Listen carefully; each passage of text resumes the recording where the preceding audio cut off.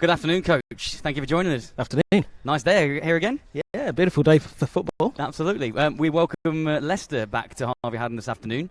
Obviously, you've come off the back of 2 big wins against Coventry. When you saw Leicester first time out over in Hinckley, it was a little bit of a one-sided affair in favour of Leicester. How do you keep the momentum going from the Coventry games, but also try and, if you like, keep the players' minds away from the fact that Leicester are the outfit that they are? I know it sounds cliche, but we've just got to take it one play at a time. As long as we can get the guys focused, get them to execute as we know they can do, then that's all we need to do today. Side down in quarterback against Coventry the last time out here, and seemed to perform very well. A few picks over the middle, maybe didn't see that underneath coverage. Anything he's been particularly working on this week? Yeah, he's been working on his reads, knocking off a bit of the rust, because obviously he's been away from kitted football for a little while. Took him a little while to get back into the swing of things. Worked out in his favour against Coventry in the first game, but he's gradually improving week after week. So, first time out we saw you at Leicester, that was kind of your first game of the season, really. You played Shropshire up at their place, but didn't have any pre-season games. So I suppose now with your 2-2 record, you almost put the Shropshire and the Leicester game down as your pre-season games. So therefore, some people might argue you're 2-0 currently. What are your aspirations for the rest of the season? Well, I prefer the sound of 2-0 rather than 2-2. But basically the first couple of games we put them down as pre-season.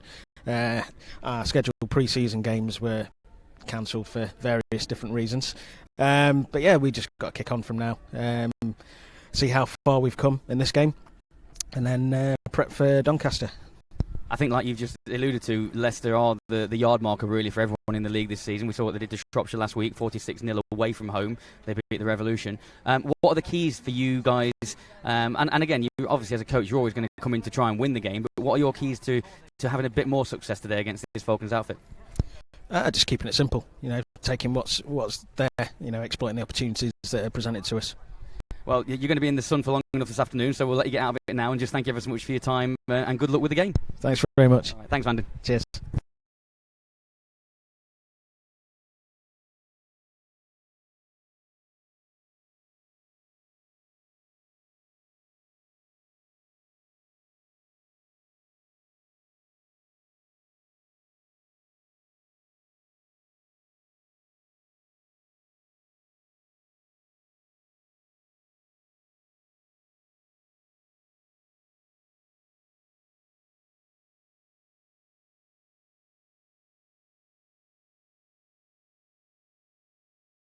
It's going to be, particularly from that point of view of the defence. The Leicester defence is particularly tough, and as a result, they're going to struggle to move the ball significantly. So we can now have a look at the standings so far of this NFC 1 division. We have currently sitting atop the table the Leicester Falcons, as you can see, in a 4-0 dominant situation with a 2-game lead over all the opposition. Nottingham, they're currently sitting in 4th spot, courtesy of those 2 wins. And you may well be aware, earlier or last week at training, we had the sad news that a member of the football community, Charles Mack, passed away after suffering a collapse at training. And as a result, we are shortly going to be observing a minute silence on the field. Currently, the guys out there are going through their roster checks, as you can see. But yes, so that's going to be a real emotional moment. He was a well-loved, well-respected member of the Britball community, and I say shortly we'll be bringing you a memorial minute silence for him. Prior to that, and as the teams complete their roster checks, as you've already seen, we had a look at the standings there at the division, and so far, the scores so far, first of all, the results for Nottingham to get to that 2-2 record. They started up in Shropshire. Their first game of the season, as it turns out, there was a limited pre-season schedule for Nottingham, unfortunately, due to things out of their control. You can see there that Shropshire originally overturned Nottingham 6-0. We then visited Hinckley, and as you saw, and as we've already mentioned, 38-3 was the wrong side of the result there for the Caesars. And in complete opposition to that, Leicester's season has gone from strength to strength. So far, their 4-0 record consists of 4 dominant performances. One against Samwell, one against Shropshire, 1 against Coventry, and 1 against the Caesars as well. But the Leicester team will currently sit 4-0 atop the division. Still got the Caesars scores line there on the board.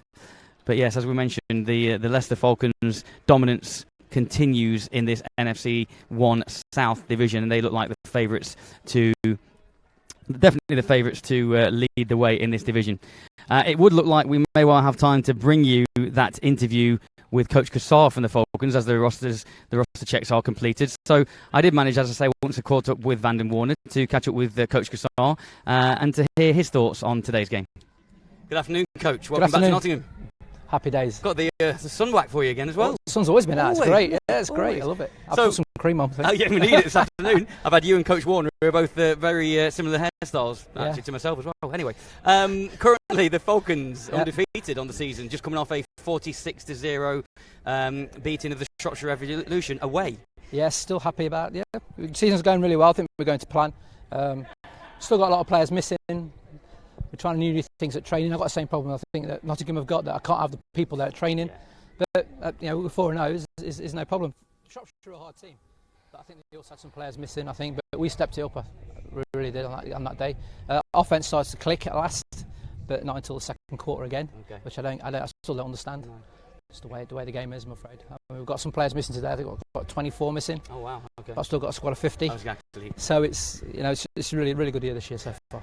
Obviously, with that squad of that roster around about 80 people, you can afford to have that sort of. I can, but it's got to be the right people missing. That's can't have true. all the superstars missing. That's very true. That will hurt us. Now, obviously, Nottingham coming off the back of 2 victories against Coventry. They're buoyant at the moment. Yeah, you've got to be confident. I think it must be high. Absolutely, but obviously they know that the last time you guys met, you beat them by a score of 38-3.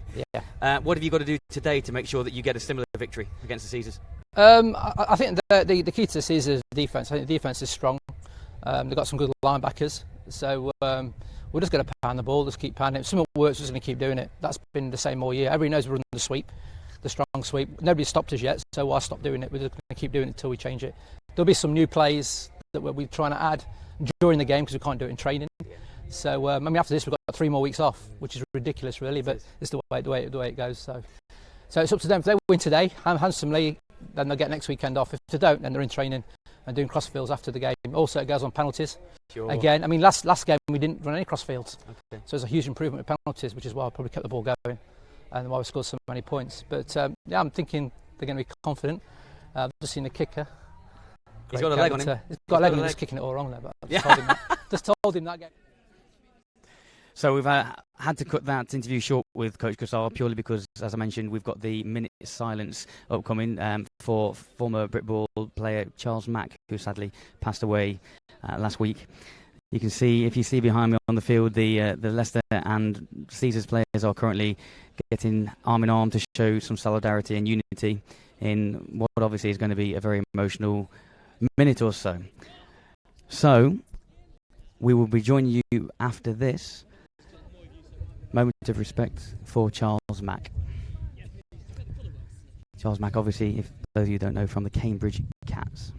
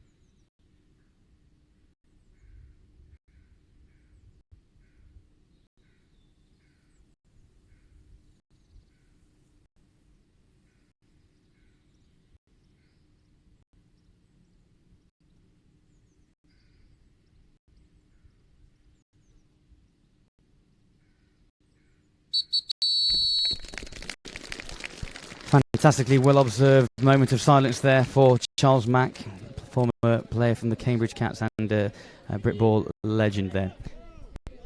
So we've already heard, and as I mentioned, we've heard from Coach Warner and Coach Gassar. We always like to try and push the envelope a little bit here at Onside Productions with our technology and what we're able to do. And we have on the line Guy Kersey, all the way across the Atlantic from Florida currently, where Guy's working. So, Guy, are you there? I'm here, Matt. Good morning. Morning, well, afternoon here, morning to you. Thank you ever so much for joining us. I assume the weather's decent in Florida at the minute? It's always hot and sunny in Florida. Looks like you've got a nice setup there. Yeah. This is my office for the next few days. So making it's okay. Making us insanely jealous. Right. If we cut to the chase, then. First of all, 2018 so far, the Falcons undefeated. Just how do you think things are going for your outfit at the moment? I'm really pleased. We fell at the final hurdle last year. We felt we were good enough to compete in the Premiership last year, but the way obviously the playoffs are structured, we didn't get through. But I think in the long run, it helped us highlight where some of our weaknesses were, where some gaps in our program were, and I think we addressed that in the off season. We recruited more coaches, better coaches, and then we changed the structure of the club quite a lot in order to improve our recruitment. It's interesting you mentioned that, because that was going to be my next point. Actually, you obviously the type of entrepreneur you are, you look to obviously push the envelope yourself. This year, as you suggested, the structure of the Falcons has changed significantly with the way that players come in and the way that the club is run. Can you just run us through that model a little bit?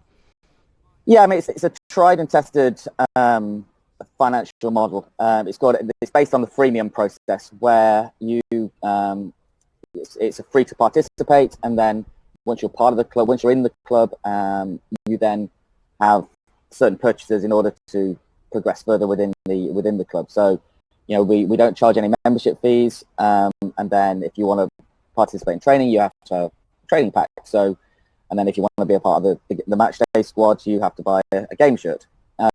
This works on a number of benefits. One, it makes us look very professional when we're at practice.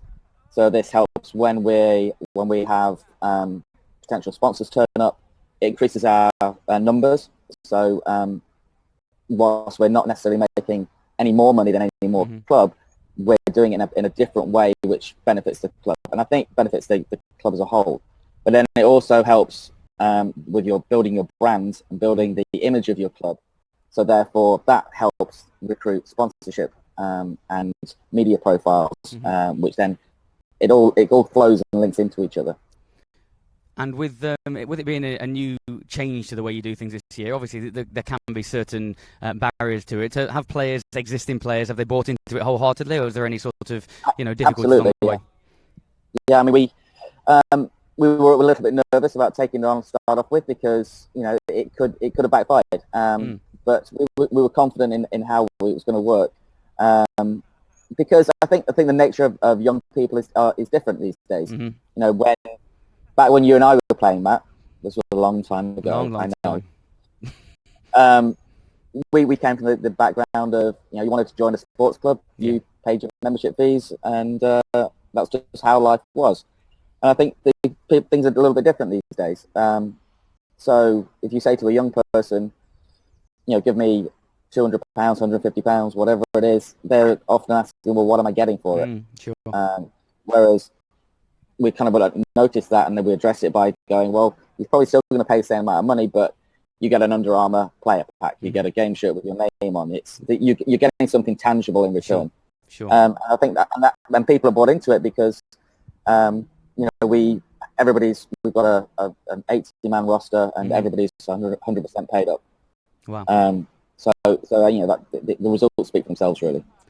So the changes continue, obviously, from the way you're running the club, but equally from you and your own venture. We hear about the UK AFL, United Kingdom American Football League, that is on the books to start. Now, obviously, the board is all changing at Bafa. We know that from next season. So could you just fill us in a little bit about your view and your sort of vision for that UK AFL? Sure. It's myself and another GM from Newcastle, Mick Taylor. And we have a third party who's based out in the States, who's connected very much with the sport, with coaching, and also have very good connections with the NFL.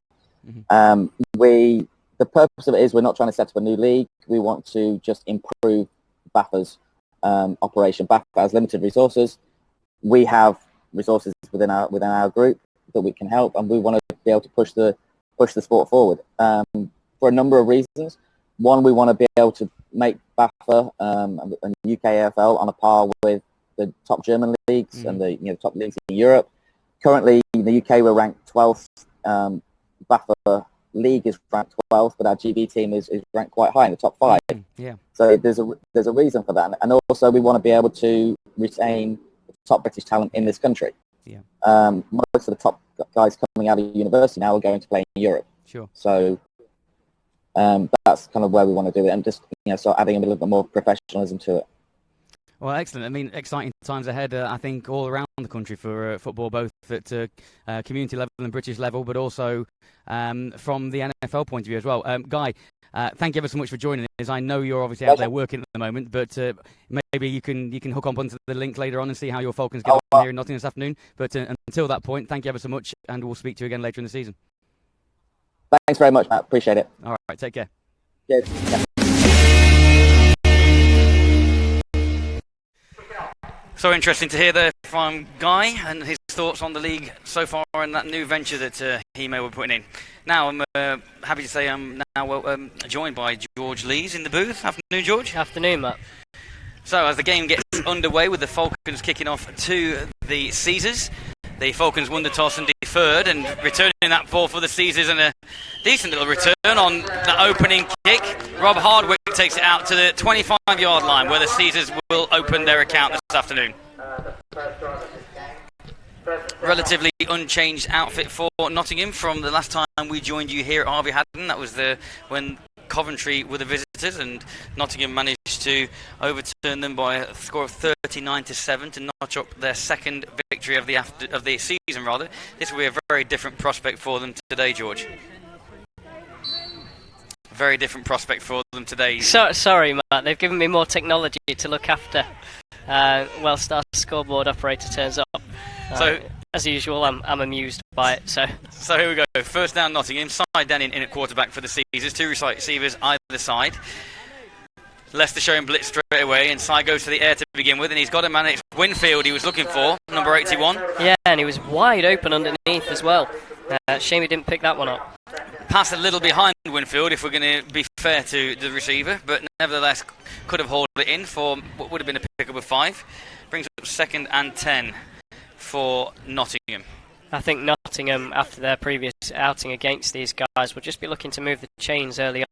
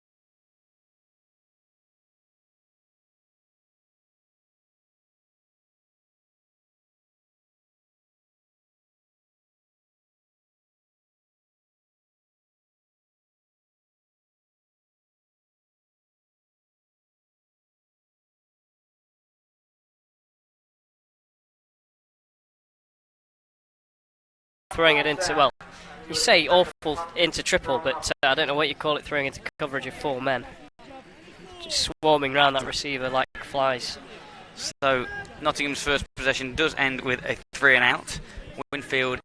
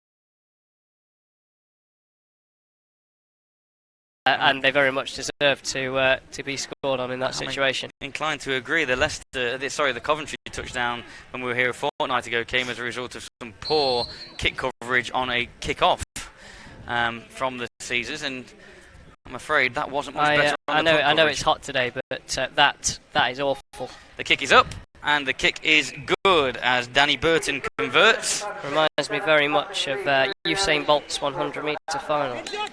Get halfway and just jog it home. Nice little stab of a kick there from Burton.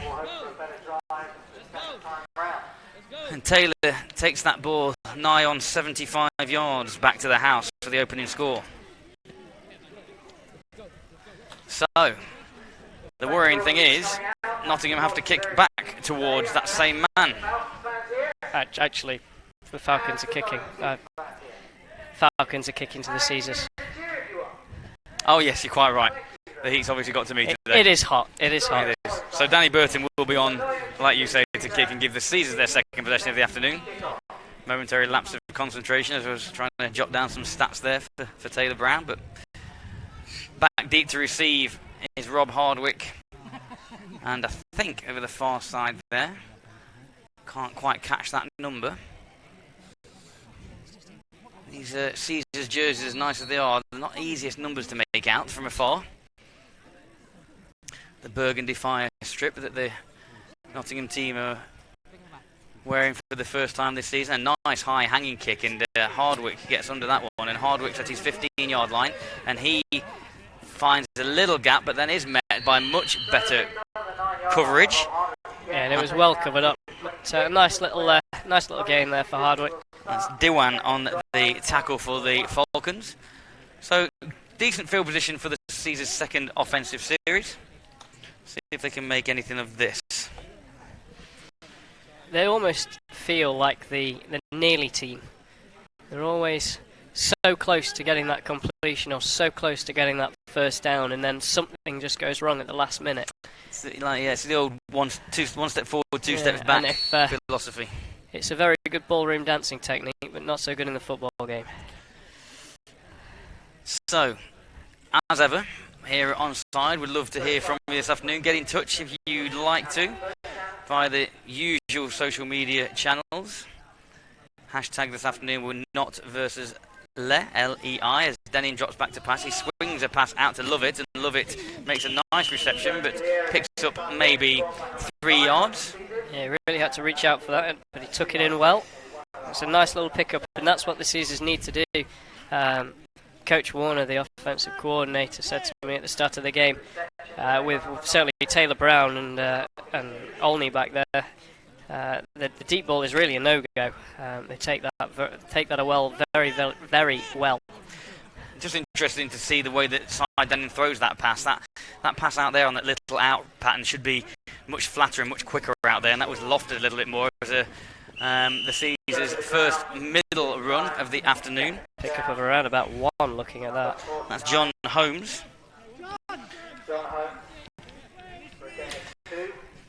John Holmes with his initial carry, picks up 2 yards. In fact, maybe just picks up a yard there on the rush. Bring up 3rd and 7. Similar position to the first drive.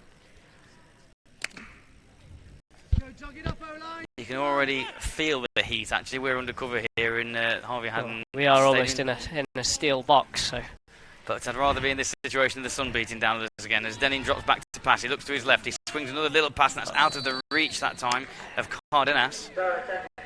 Alex Cardenas, who, if you were with us for the Notts varsity game earlier in the year, you would have known that he played quarterback for... He is not a quarterback. No, but he did a real good job in that game. He didn't do an awful job. He is traditionally a running back and a decent quality running back as well. So unfortunately 2 possessions for Nottingham, 2 3 and outs, not getting anything going. And that danger man back deep to return. Let's hope that Caesar's kick coverage can be a little more effective on this second outing. Yeah, really need to fire down. Winfield, nice snap again. Winfield, another. Now you see that ball is a bit too flat, and it's out flying the coverage team, and Taylor Brown is tackled this time, and that's number 94 for Nottingham. Looks like Christopher Matthew Hayes. The coverage was much better, but he was still on his feet for way too long after the first man grabbed him. Well, you see, the problem with that kick as well, ideally on a punt you want that ball to go much higher to allow your team your coverage team, and the way that Winfield kicks that ball, he drives it, the line drives it, and then your kick coverage team's always playing catch up. So as much as it was a good distance kick, it still allowed Brown to turn his return into a good positive yardage, which sees Leicester to have their first offensive possession on their own 34-yard line. They can bring out with Joe Brammer leading the pack, or leading the flock. So Joe Brammer at quarterback, as you say, he's got a running back either side of him in that pistol formation, and he hands off to Marcus Francis. He's actually wrapped up in the backfield looking at it.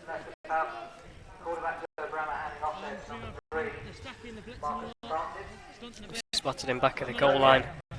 The line of scrimmage there. So Francis with that initial pickup. Coach Cassar mentioning to us that the chicken bet is still on.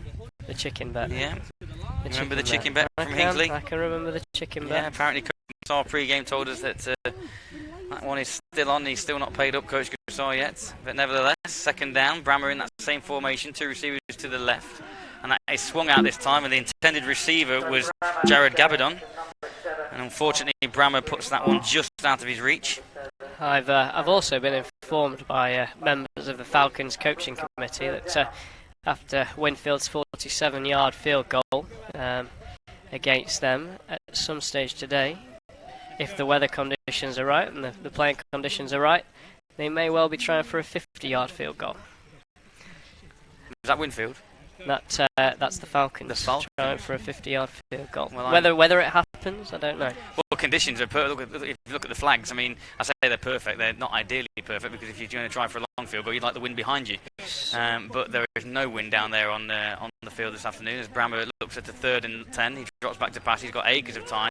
He puts the ball deep, and he's got a man out there, and that ball is dropped in and out of the hands of Alex Priest.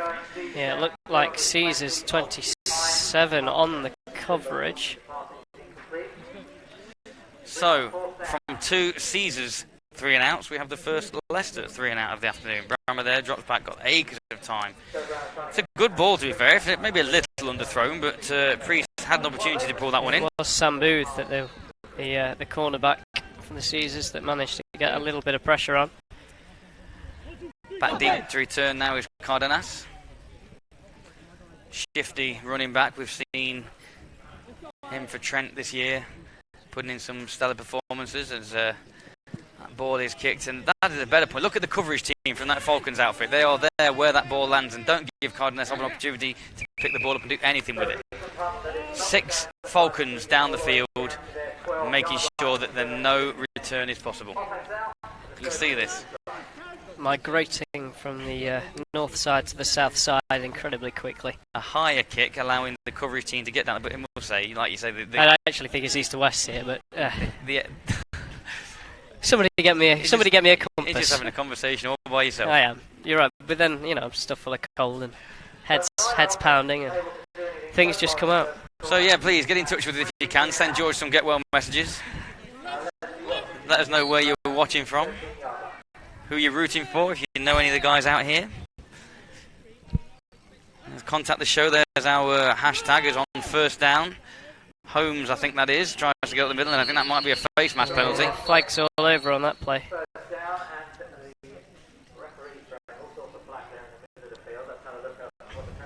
So the way that came out when that tackle was being made, I assume that's going to be, it does look like they are signalling that face mask.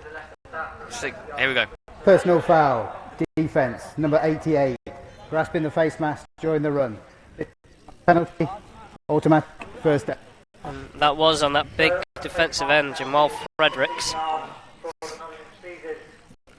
So it will be first down again, Nottingham, with a bit more breathing room. And that's Nottingham's first down of the game. So that's one area that they're beating the Falcons at the moment, because Leicester have not yet had a first down, even though they find themselves 7-0 ahead. It'll be interesting to see whether the discipline has been sorted out on this Falcons unit. They gave up a lot of penalty points in previous games. Coach Gassar mentioned in the interview we did with him. He mentioned in the interview about the discipline and the fact that that's one thing he still was looking to improve. So Nottingham first down, just inside their own 30-yard line. Denning with trips to the right this time, and Holmes gets the ball again, but Fredericks was the man that wrapped him up. Jamal Fredericks with his second tackle. A little bit of a scuffle as well. Holmes only picking up a yard or so again. I have just given him a yard, I think. Yeah, offensive line. It's obviously warm out there, but that offensive line hoping to get this running game going like they did quite successfully against Leicester, as Holmes checks out and Cardenas checks back in for the Caesars. Only really got Holmes and Cardenas today. Corey Nathaniel not here. Took a knock in the previous game against the Coventry Jets. Yeah, we didn't see much of him in the second half, actually. So here goes Denning back to the air, and he zips the ball, and don't think Lovett was expecting that. I don't think he was, but as a timing pattern, that was on the money.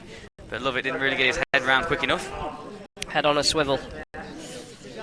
Coach Warner sending the instructions back in for third down with Lovett. So, very flat start this one. Even the punt return touchdown wasn't exhilarating due to the fact that Taylor Brown walked it half the way. Didn't really have to put a great deal of effort in to find the end zone.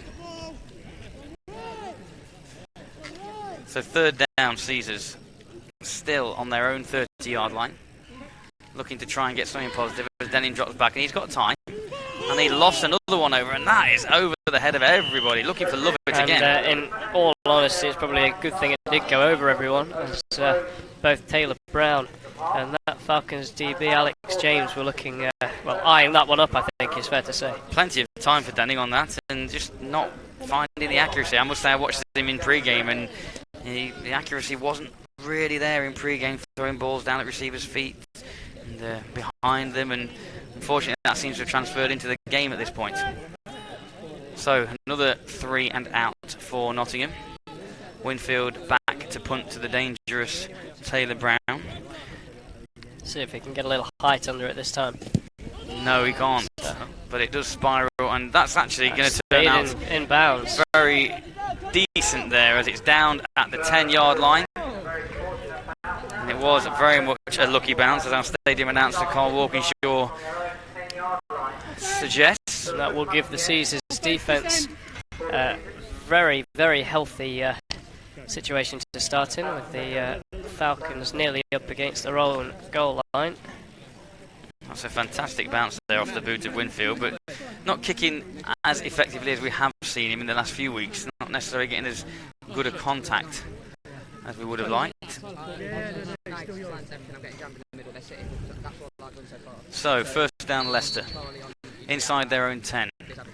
The Caesars defence always the foundation, as much as the coaches wouldn't want you to believe that it's an all-round operation. Definitely the Caesars defence are the unit that have kept the team in games these last few years, and definitely what the team is built around, as Brammer this time under centre. 2 receivers to the right, the ball is handed off, and it's a sweep out to Ogundana, and Ogundana turns the corner and manages to pick up first down yardage. Yeah, it was a nice big gain that time.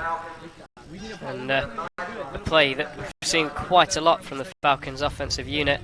And really, I'm surprised no defences have found a way to stuff that play.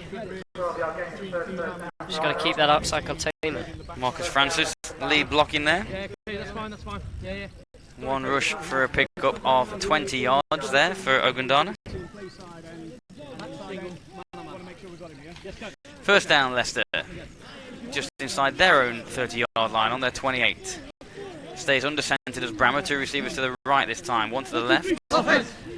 Two men in the backfield.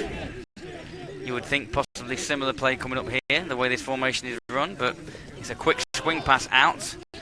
And that is Gabidon with the reception, which then picks up after a lovely pass. And that's the difference. That swing pass from Brammer was literally on a rope.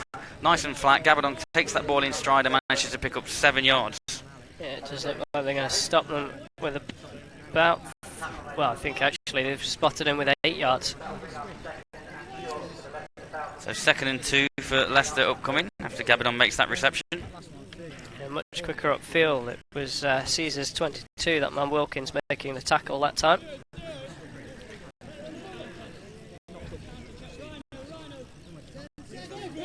So cloudy but very, very muggy here in Nottingham as the sun has abated a little, but it will be still very difficult. There's number 24, Adam Gums, and Adam Gums trundles his way for a pickup of 12 for another Leicester first down. Yeah, an easy first down really for Leicester. He wasn't really challenged until he got into the second level.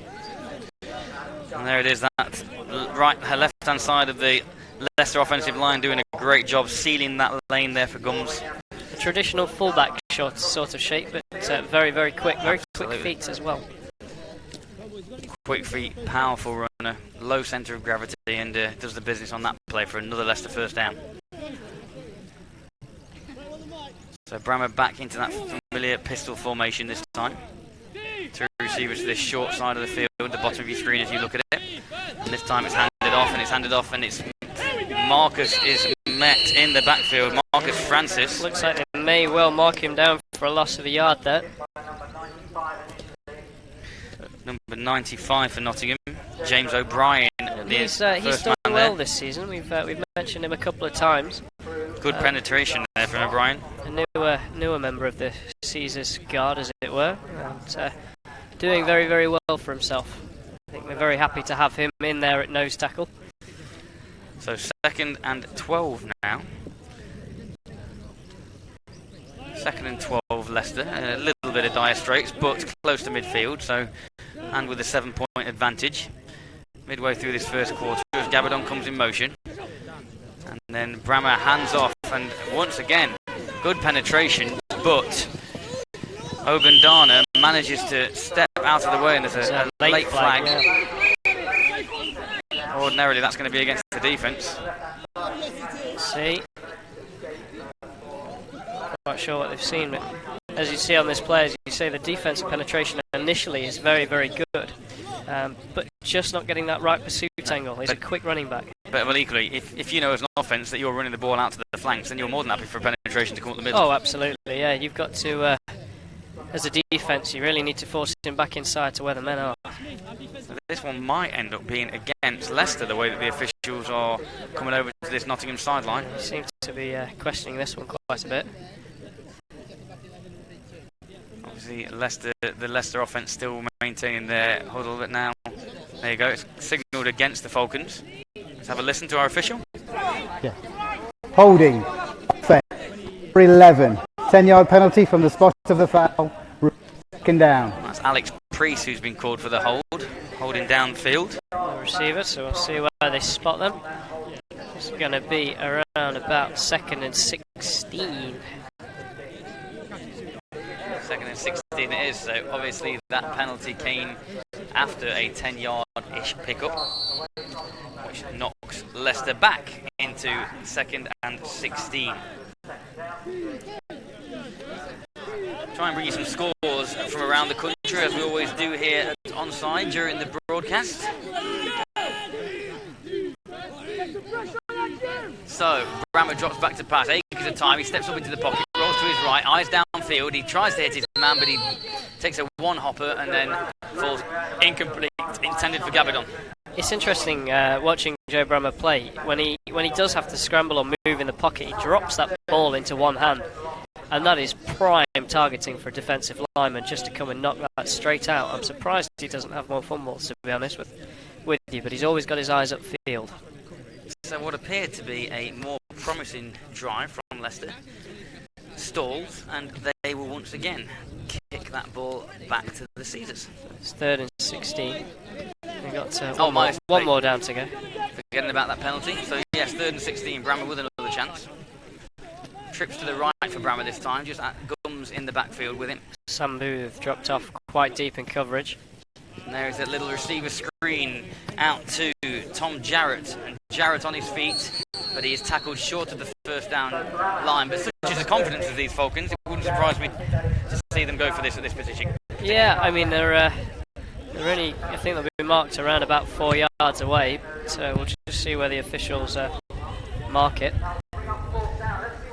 See, we've mentioned before about the fact that get the ball into the hands of your playmakers as early as you can. Don't need to throw that ball downfield.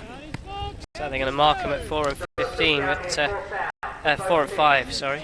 Yeah, so 4th and 5. And that Falcons offense is staying out on the field. 4th and 5 it is. Caesar's defense really needs to tighten up those holes now. Brammer back to pass. He's got his eyes downfield again. Oh, and he zips that ball in, looking for Jarrett again. That will be a turnover on downs. It'll give the Caesars offense a much better starting field position on this drive. So we'll see if they can utilise it, make something go this time. So, a few score updates as we have this change of possession. See what we've got so far. First quarter, Tamworth playing Edinburgh, and Tamworth at home this afternoon, already 20-0 ahead of the Edinburgh Wolves. We will be in Tamworth next Saturday for their European fixture against the Oslo Vikings. You will be. I meant we as in on site. Yes. I won't be joining. You won't be with us next weekend, no. The East Kilbride Pirates currently trailing the Manchester Titans 6-0. And the Merseyside Nighthawks currently ahead of the Sheffield Giants by that'll be an interesting one. Sheffield have been a bit up and down this year. Oh, Denning taking off to it. Oh, and Denning taking a shot to the knees, but he's got up pretty quick. Nick Harry with the tackle. I think they're actually going to give it as a sack. I think he might. He just got back, to the line. I don't ever think that was a designed quarterback run. And not with Simon Denning at the helm. Certainly not the most mobile quarterback, very much a pocket passer. Continuing with our score updates, so that was the Premiership North we brought you there, the Prem South. The London Warriors 26-6 ahead of the Bury Saints in the first quarter. The Blitz playing the Farnham Knights this afternoon as well. We get to have updated our score. As Denning on second down. There's a jump, so he's got another free play. He's popping that ball over the top, but it's just out of Lovett's reach. But it will be a 5-yard penalty, which will bring up 2nd and 4. In the NFC North, that's the opposite division to this one, as we see Denning here get that defence to jump. NFC 1 North. Offside. Defence. Number 88. 5-yard penalty. Remains 2nd down. The Yorkshire Rams currently 7-0 ahead of the Gateshead Senators. Glasgow Tigers trailing the Vikings, and Northumberland Vikings by 24-0. And here's an interesting one for you, George. In this same division of the season, the Falcons, the Jets are currently 6-0 ahead of the Sandwell Steelers. That really is quite an intriguing one. This Nottingham offense just hasn't got anything clicking. They don't seem to be on the same page at the moment. Another pass from Denning, nowhere near an intended receiver that time. Bringing up 3rd and 5. And to be honest, not a lot of pressure on Denning. They actually had one spare pass blocker there. And unfortunately, even when Denning doesn't have a lot of pressure, he still seems to throw off that back foot. He doesn't seem to be stepping forward to throw that ball. Get in there, Walker. I saw that technique. Did you like that? No, it was awful. Because I've got a shirt on. Can't throw a football in a shirt. I thought you said shoe. So, big 3rd down really in the current situation. Only one score down. Really need to convert on this time. And look at the time that Denning has again. And he has acres and he just throws that ball away. The Falcons defence covered up everyone really, really well there. They only really had Cardenas in the backfield, and knowing how fast these Falcons flock towards that ball, they would have wrapped him up pretty quick. So perhaps the right decision. But as you say, a lot of time, and when you're only sending 3 guys, you're always bound to have a lot of time, and if you take away that passing lane, what have you got? So back around the country as Winfield waits to kick again for the 3rd, maybe 4th time this afternoon in fact. The SFC 1 Central, the Sussex Thunder ahead of the Oxford Saints 7-zip. The Ouse Valley Eagles leading the Bristol Apache 27-14 in the 3rd quarter as Winfield gets a higher kick this time, and that sails straight out of bounds, and that will never be a great spot, although the official has given him a decent spot there, just outside the Leicester 30-yard line. I would suspect he's been told by his special teams coordinator Ed Green to keep that ball away from Taylor. I think that is not bad advice as things go. The SFC 1 East, the East Kent Mavericks are taking on the Colchester Gladiators, yet to have a score updated there. Into the 2nd division, Staffordshire Surge 16-0 ahead of the Crewe Railroaders. Other games scoreless, apart from in the 2nd division, SFC 2 East, where the Blitz have beaten the Ipswich Cardinals with a 50-burger, 55-0. London Blitz, and that's the London Blitz B team, obviously, in the 2nd division. As Brammer and the Leicester offence go back to work. Fakes one way, then hands off to Marcus Francis, who jinks his way to the right-hand side, picks up 5 yards before he's upended by Ashley Matthews, amongst others. See where they spot this, but nice pickup, and if you're picking up 5 yards every time, your offence is going to keep moving. Can't ask any more than that, than a 5-yard pickup every play, really. So 2nd, and it looks like a actually may have 4, given yeah. May have given him 6 on that one, so 2nd and 4.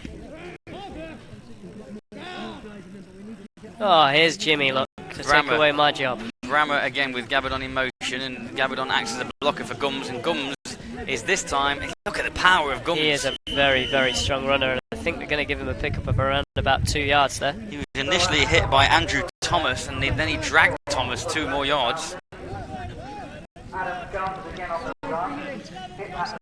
You can see where Gums, the contact is made from Gums, right there by Thomas, and Thomas is dragged 3 yards by Gums.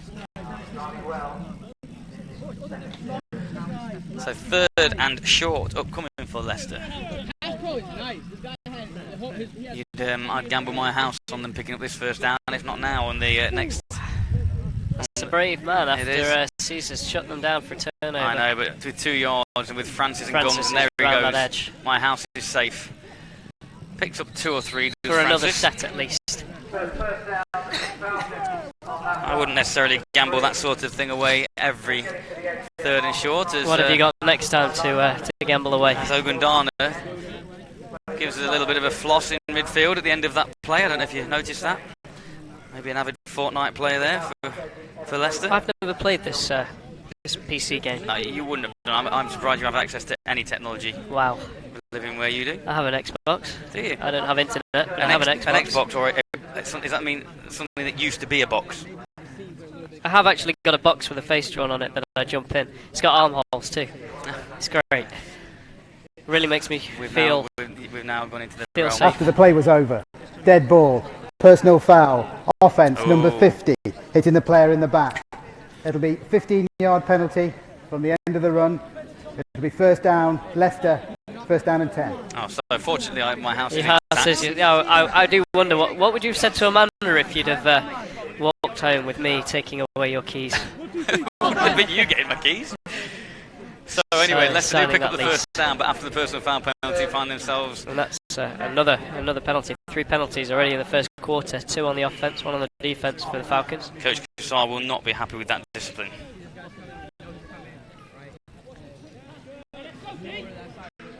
So, 1st down once again.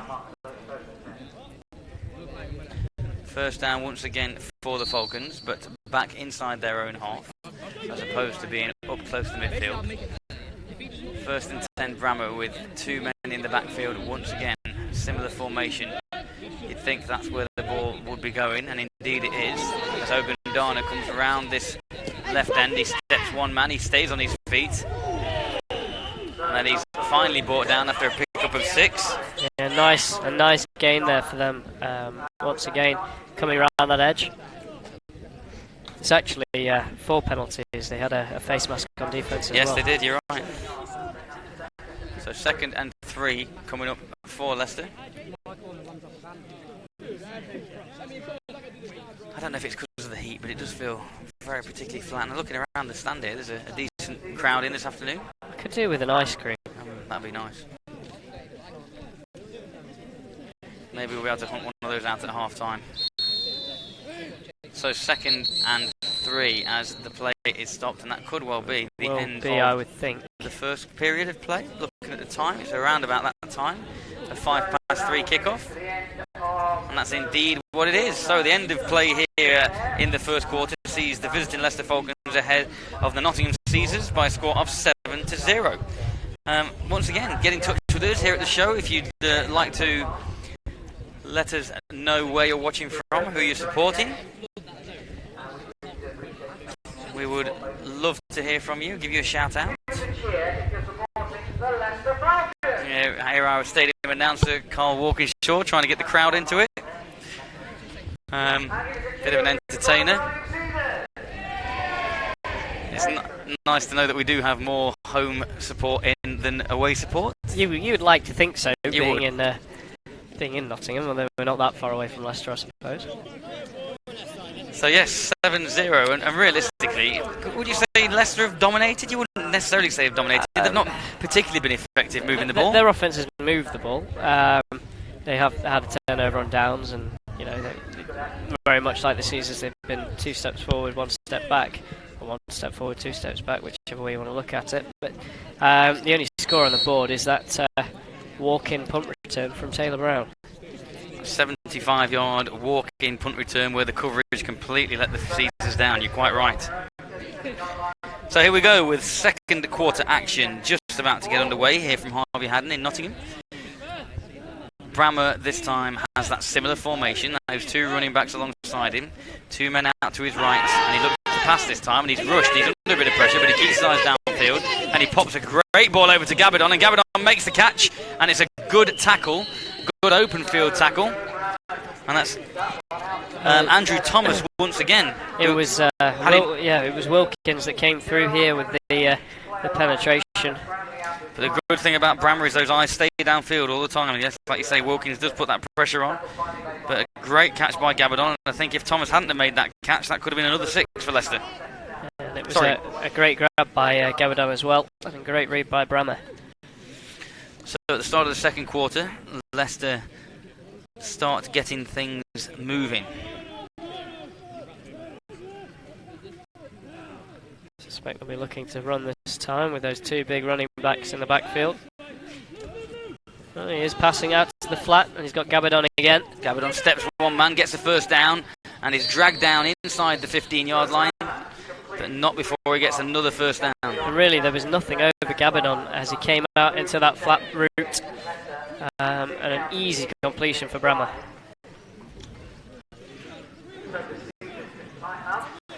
So you do feel, while it's 7-0, there's a chance for Nottingham to get back into this one, but any more on the board for Leicester, and that's going to be a hard task getting back close.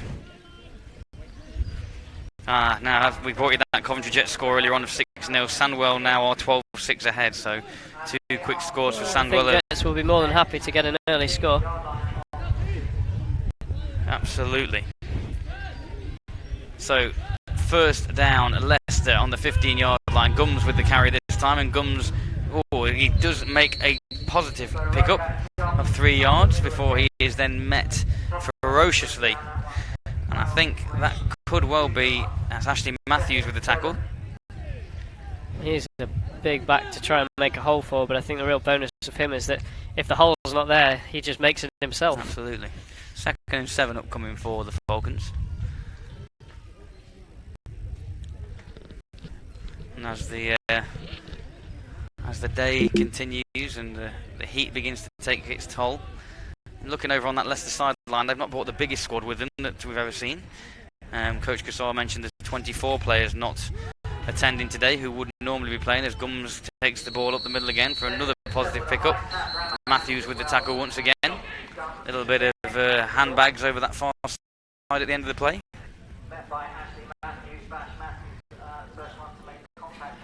See where they spot this ball. Third and about 4 by the looks of it. Yeah, 3rd and 3, I think you're right.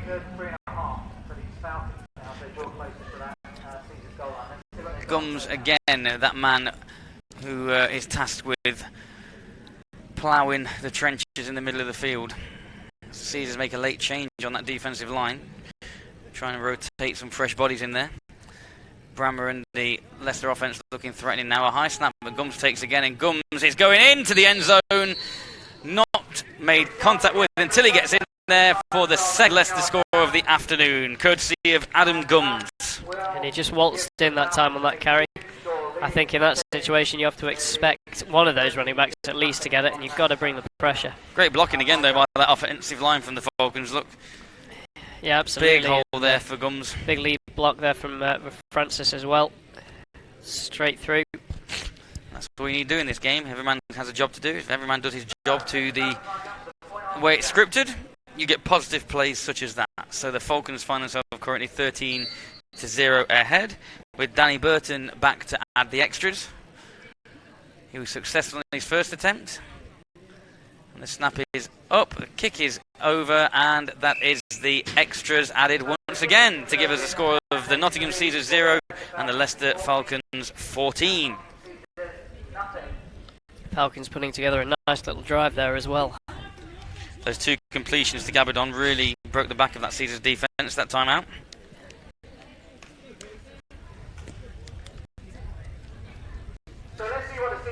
So, Nottingham will get another opportunity on offence, but so far from what we've seen, you can't be overly optimistic about what they may well be able to do. I think at this point they'll just be looking to get the chains moving. Whether they try for a score here, it's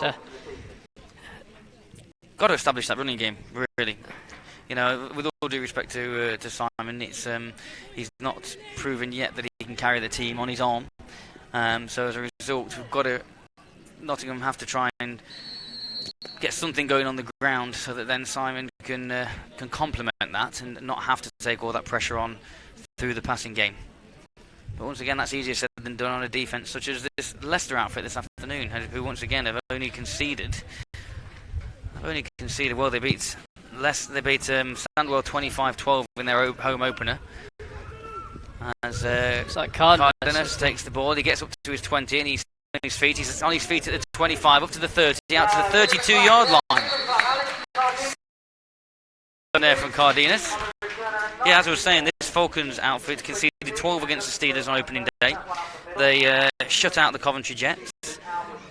They then conceded 3 to Nottingham on that first encounter, and then shut out Shropshire. So in 4 games, they've only conceded 15 points, whilst putting up easily 100. Is that exactly 100, or are you struggling with your maths? No, I'm totting as I go, so that can't do teach, and those that can't teach PE. That's is that right? Absolutely. And those who can't teach PE go into commentary. George now being bullied because alongside him, either side of him, are 2 PE teachers. Oh, I didn't know Jimmy was a PE teacher. There you go. Huh. So here we go. First down, Nottingham. As the ball is handed off to Cardenas, and Cardenas does manage to scramble forward. He does well actually, because that handoff wasn't very clean. Not at all.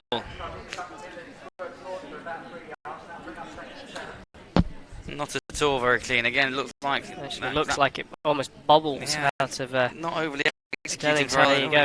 Has to lean forward, and then stretch. Cardenas runs into his own man as well.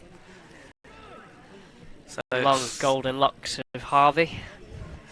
Big number 66 on that offensive line. Wish I had locks like that.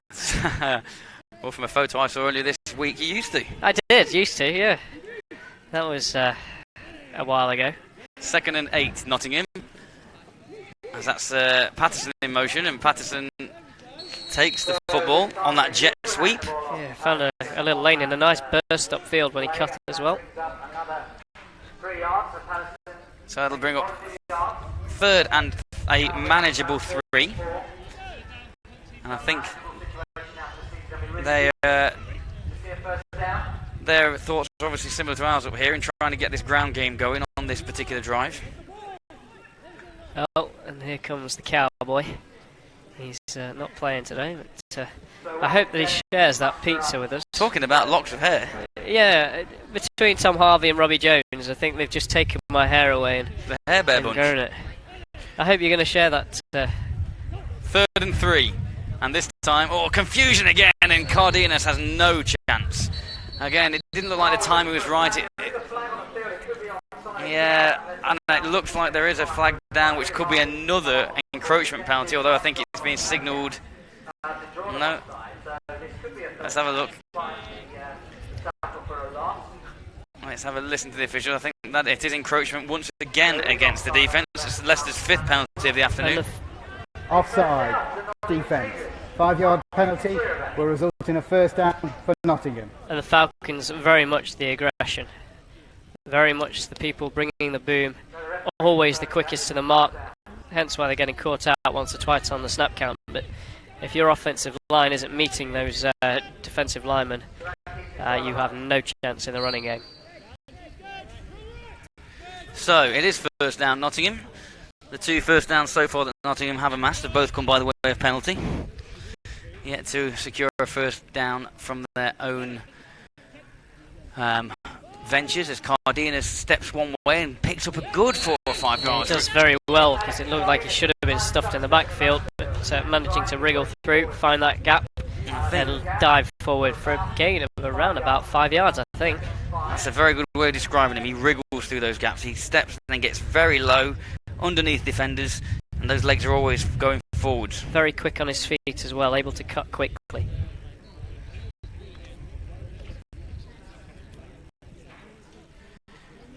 So I have completed my maths now. 157 points in 4 games. You were quite a way out.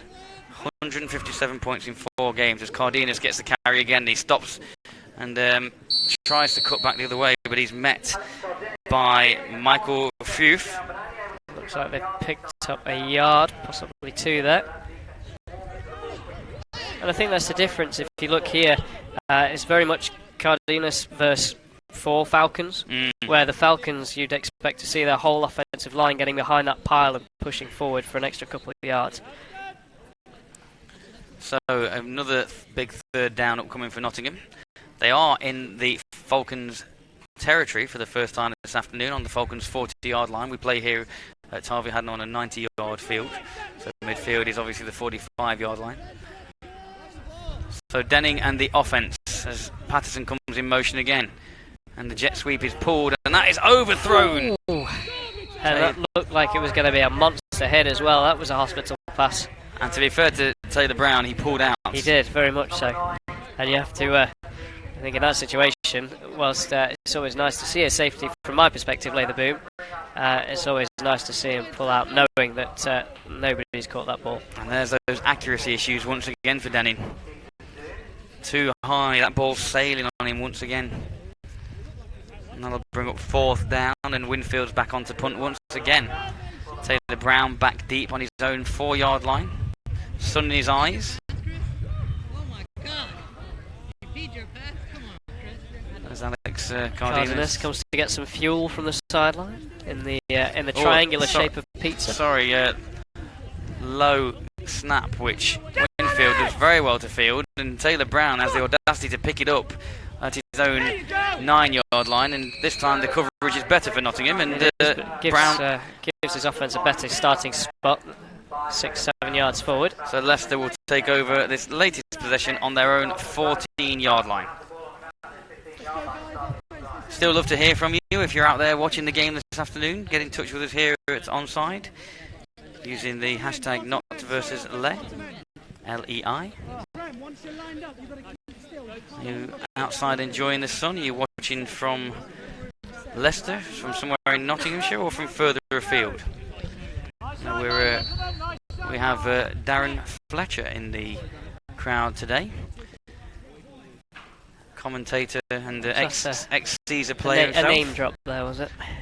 Spotted him over there in the baseball cap. I've also seen him. Fresh off Champions League final duty. As Brammer hands the ball off, and Gums does manage to keep his feet, even though he did slip to begin with, and picks up a couple.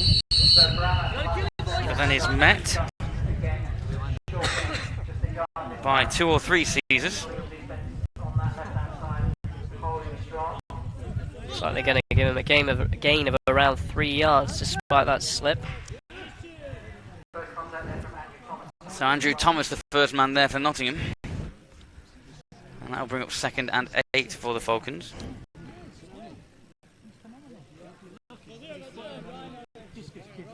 Again, very quiet here in the stands this afternoon. People out enjoying the sunshine.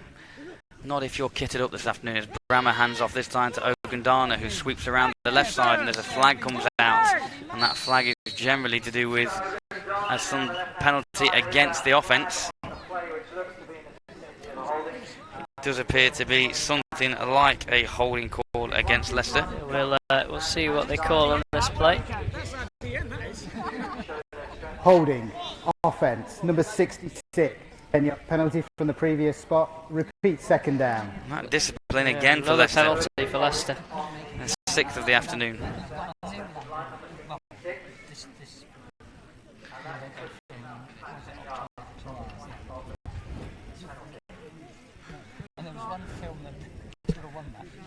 So, Leicester marching themselves backwards again. Seem to be their own worst enemy at the moment, the Falcons. 14-0 ahead here on this early June afternoon at this sun-bathed Harvey Haddam Stadium here in Bilborough in Nottingham. As Brammer hands the ball off, this time it looks like Francis. In fact, it is Francis who bounces off one tackle, and he's got a first down and more. He's out to the 40, out to midfield. He's across midfield where he's eventually dragged down after a pickup of 45 yards. And that was a monster run as well. Powers straight through that line. And look at him just bounce off this tackler. Bounces off that DB there. And to be fair, didn't take a bad angle on him, but just the power of Francis. And once he gets up to full speed, he is not a man that you want to be hitting. So after the penalty, that's a big first down picked up by the Falcons, and they're in business once again on the Nottingham 30.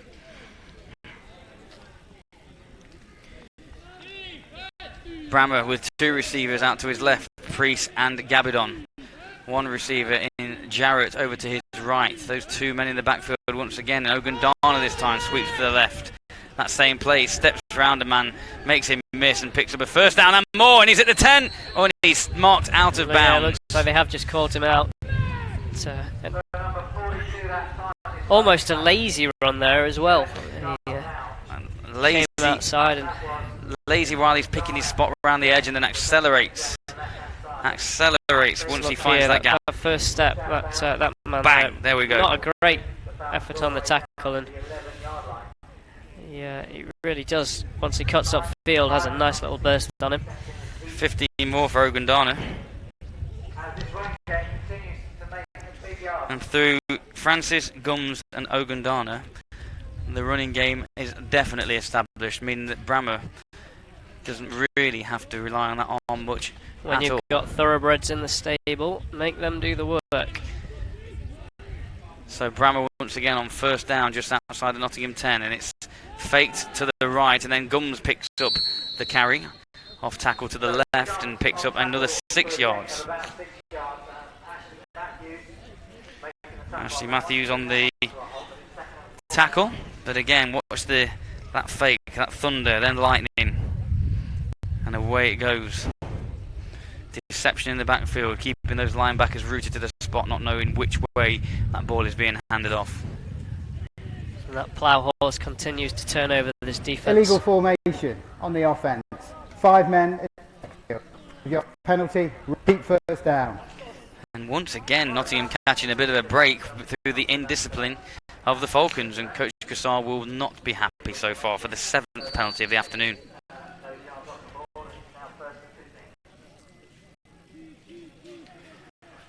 So, 1st and 15 Leicester on the 16-yard line now of the Caesars.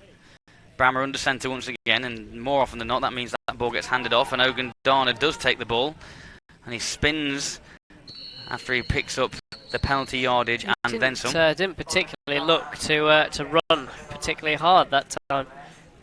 Just slips through one tackle and nice little gain. Still manages to pick up 9 yards though, does Ogundana, purely down to the blocking. And like you say, I didn't think for a second he had the ball. I looked back at Brammer and realised that Brammer had actually given that. 4th carry for a pick up of 9 for Ogundana. Bring up around about 2nd and 6 for the Falcons. Ogundana approaching 50 yards rushing on the afternoon already. When you combine that with the fact that France has already gone over 50, and Gums is also close to the 50-yard mark, as Francis takes the ball once again and he makes a cut to his right, and he's going to be close to the goal line. I think they're going to mark them inches. And it does look like he's picked up a first down without picking up the touchdown. So it's going to be 1st and goal, we think, depending on the spot, and it is signalled a first down. So 1st and goal after Francis takes his 6th carry of the afternoon for 7 yards. So 4 chances to gain a yard. Here's another time I'm betting my house. You are a brave man. 4 chances for this Leicester offence to gain a yard. What are you betting? Francis? I don't think my odds would be very good if I went into a bookmaker's to put that on. Hand off to Francis. Touchdown. You've got to think it's Francis, or is that Ogundana back there with him again? It is. And it's It Ogundana who swings to the left, cuts in, and that's actually, he's going to be close because he crossed the goal line, and he did. Have put his hands in the air. And there's Ogundana's first score of the afternoon. And once again, my house is safe. One day you're going to make that bet, and it's going to go backwards. You'll tend to find I only make bets that are very, very safe. And when the Leicester offence have got the ball 1st and goal on the 1-yard line, already 14-0 ahead, I don't think I'm risking much. If betting was safe, everyone would do it. So, 20-0 here in Nottingham. The Falcons ahead of the hometown Caesars. Burton on again, but this time there seems to be 1 man shy for that Falcons special teams. But Burton on again to add the extra point, and the Leicester Falcons really now put the Caesars in a hole. 20-0 down. The kick is up, and the kick is through the uprights and good for a 21-0 Leicester lead. You see, if I was to bet my prize sheep in that situation, they'd have turned it over and run it all the way back for a touchdown.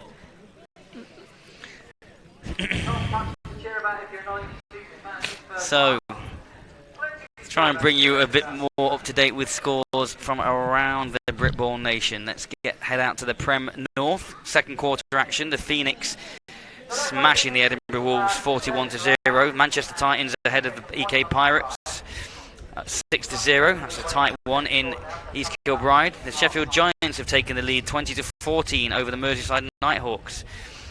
In the Prem South, the London Warriors 40-6 ahead of the Bury Saints before half-time. The NFC 1 North, the Lancashire Wolverines 20-6 ahead of the Leeds Bobcats. Yorkshire Rams 21-0 ahead of the Gateshead Senators, and the Northumberland Vikings visiting the Glasgow Tigers and have beaten them by a score of 38-0. Good result there for the Vikings. In the NFC 1 South, we know the score is 21-0 here in favour of the visiting Falcons.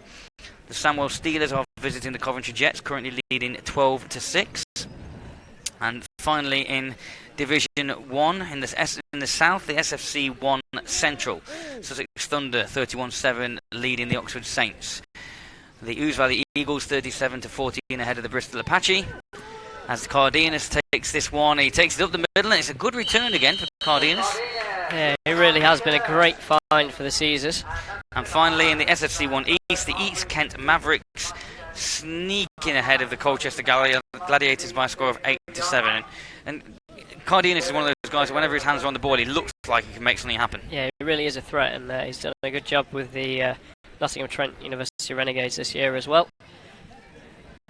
So, Nottingham really need to get something going on this drive.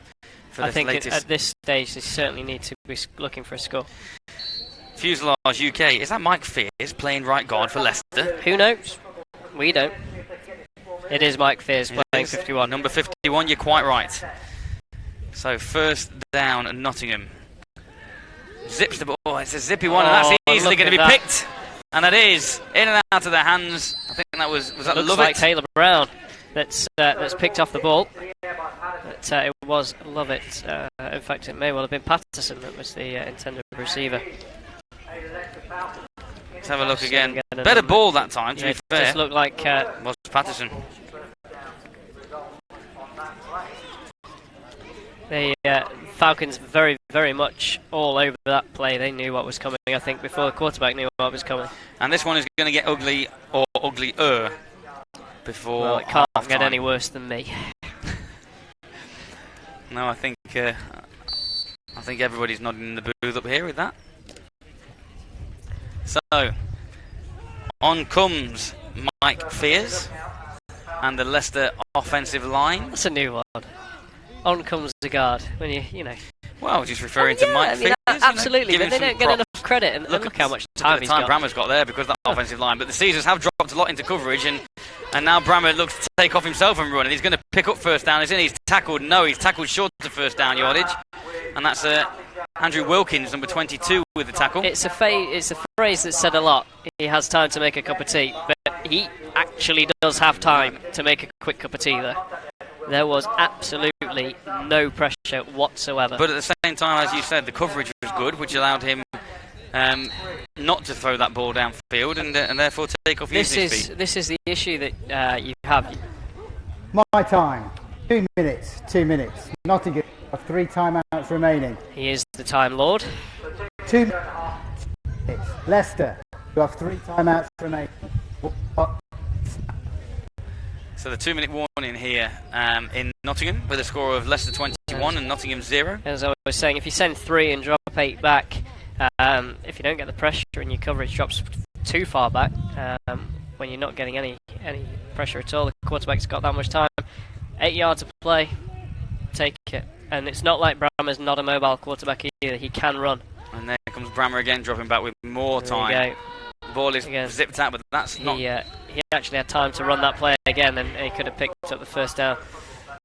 Not got the arm that time to find his man, who's Alex Priest out on the left. Better coverage, and it looks like they've changed the defensive scheme completely for the Caesars now. Expecting Brammer to be throwing that football. 3rd and 3 then for Joe Brammer and the Falcons offense, and the Caesars defense beginning to look a little jaded out there, understandably in the heat, and 21-0 down. The offense not really helping out much, having thrown that quick interception, therefore defense not getting a great rest. As Brammer has those 2 men back, and Gums this time picks up, and he drags 1 man, and 2 men. He eludes and he picks up first down yardage and more. 3 men, 3 players that had the opportunity to bring Gums down. 2 in the backfield, 1 on the edge before that first down pickup. But he, virtually with no effort, manages to make it round the edge. These Caesars defenders really need to break down before that tackle. He is a big boy. Whilst you could try and make that highlight reel hit, it's almost better in that situation to break down, wrap up and let him run over you. Just take him down. But nobody has found the key to success in taking down this Leicester running game far this afternoon. Go low. He has a large amount of timber up top to try and wrap those arms around. Go low. First down. Gums checks out this time, and Ogundana is the single back with 2 receivers either side.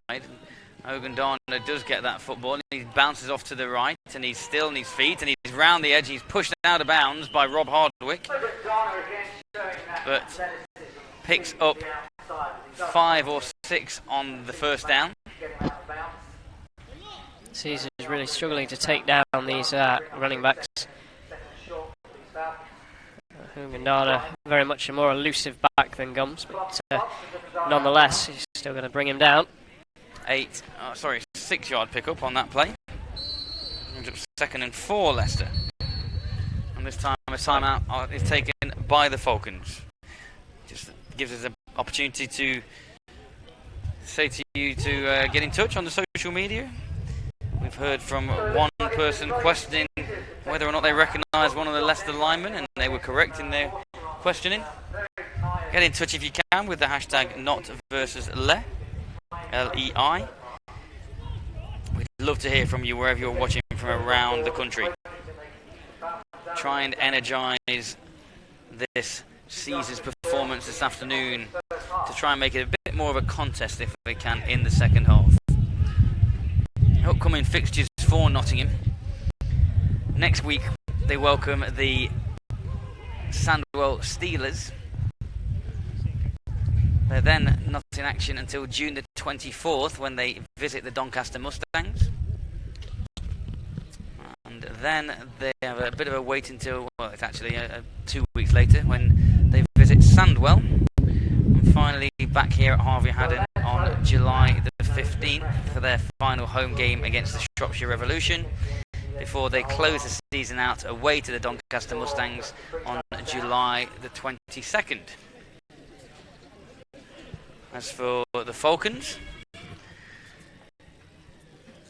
so after today's game, they will be taking on, in fact, as Coach Gassar mentioned early on today, they've got a 3-week break after this game, and then they'll take on the Coventry Jets on July the 1st out in Coventry. They will then host the Shropshire Revolution on July the 8th.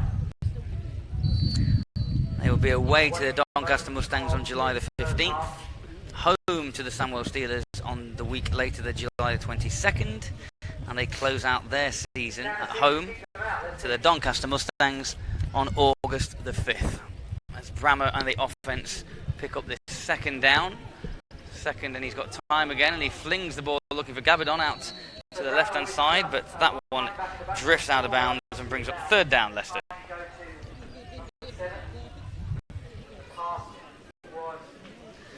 So, inside the 2-minute warning, George, sum up this first half. Where do you start? The first quarter, I think, wasn't what we were expecting, to be honest. I think we were both expecting the Falcons to kind of be much more dominant than they were, with the only score being that Taylor Brown walk-in punt return. This quarter, I think, is where we thought it was going to be, with the Falcons absolutely dominating, both on offence, defence and special teams, arguably as well. Ball is flung out to the left-hand side, and Alex Priest does make the catch this time, and that is the 4th touchdown for the afternoon for the Leicester Falcons. Yeah, 3rd one this quarter as well, and I think the Caesars defence needs to find a way to shut down this offence. Needs to be working on their tackling technique for sure, and the offence really needs to help the defence out, because they will be burning out at this stage, playing as much time as they have done. If they can start moving that ball and free off the defence and keep them off the field after this heat as well. Coach Gassar mentioned earlier, again in the commentary, that he doesn't understand why the Falcons offence doesn't get started until the second quarter. It seems to be a bit of a theme at the moment, as the extra point is up and good. And Danny Burton is 4 for 4 on PATs this afternoon. I mean, he says that, but you're looking around and you look at the scores that they've had, but regardless, the teams that they've been playing, other than Sandwell, there's been no real competition for them and no need to get started up until that second quarter. No, but I think from a coach's point of view, you regardless of whether you're getting these big victories as well, you're always looking to move forward and to improve and ask the questions about what is it, what's the issue with why are we such slow starters? Why does it take us that first quarter to get into the game and then things start ticking? And you could argue that, again, particularly with Nottingham, it's not so much Leicester that have beaten Nottingham. Nottingham have considerably beaten themselves. They've not been able to move the ball. They've had turnovers. The coverage has been poor on special teams. Nothing yet has clicked. And besides the slight bright spot of Cardenas running the ball, there's, and even that hasn't been electrifyingly impressive.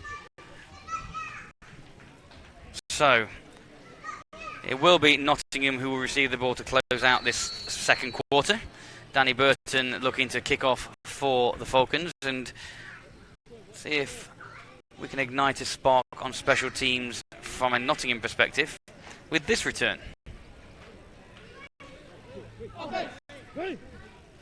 So Danny Burton puts the ball high, and that will give his coverage team lots of chance to get down there. It's Hardwick on the return, and Hardwick playing at the up-back position. He does manage to escape a couple of men and gets out to the 35, maybe the 37-yard line. So not a bad return there from Hardwick. Not quite sure how long we've got left of this quarter, but there won't be long left, you wouldn't think. We're well inside the 2-minute warning. What would you do as an OC here, Matt? Well, you've got nothing to lose whatsoever. I mean, you lost 38-3 first time out. You've got decent field position. I know as an OC, I wouldn't have a massive amount of confidence with running the ball or passing at this stage, but just go deep and hope for the best. I would. Just do it. Maybe. Yeah, I mean, you've got to try and ignite some sort of spark, and if you can do that, and I think Nottingham will be looking in an ideal situation. Realistically, they're coming into this game hoping to win, but not expecting to win. But you want to make progress on the last time that you played against this outfit. And now we know in the second half last time, Nottingham came back into things very much with John Holmes with the carry this time. He sweeps out to the right, but the lateral pursuit. Nowhere to go. Lateral pursuit by Taylor Brown is the first man there, and Holmes has lost 3 or 4 yards. So yeah, you'd be looking for progress, and out against Leicester last time, Jack Winfield was the man who managed to break the deadlock and put 3 points on the board for the Caesars, but you realistically be wanting a better result than a 38-3 margin. And that is the quarter. On the evidence of today and the evidence of that first half, I think Nottingham will be hard pushed number one to score, and equally hard pushed to contain Leicester to only 10 points or less in the second half. Very much so. And I think the Caesars will have a lot of adjustments to try and make during this half-time break. So, with that failed lateral run there from John Holmes and the Caesars offence, we do have a half-time score here from Harvey Haddon of the Nottingham Caesars 0 and the dominant Leicester Falcons 28. We'll join you for second half action after this break.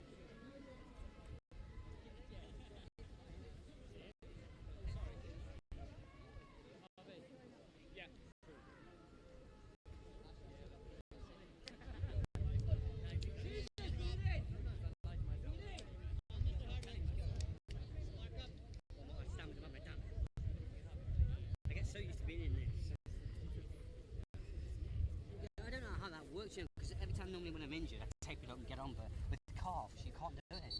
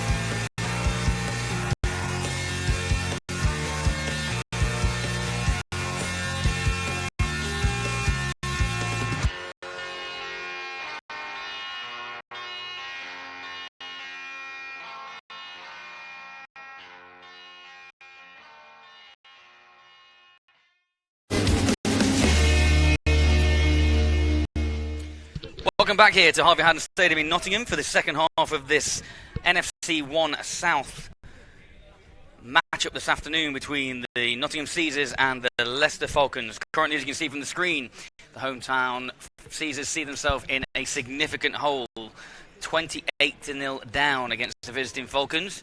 I think that scoreline, George, is pretty reflective of what we saw in that first half. I think that's fair to say. Arguably, I think Falcons should really put possibly some more points on the board. But no, 28-zip really is a fair representation. Certainly with the way the Falcons played in the first quarter, which was a little bit slow to get started. But if they come out the same way they finished that second quarter, they will be flying down this field. So the Falcons won the kickoff in the first half and they deferred, and that's why they're receiving the ball at the beginning of the second half.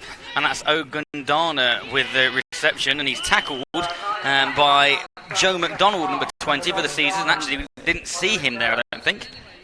That was a much better tackle. Really struggled. There is a flag on the play in the area of offside on the kick team.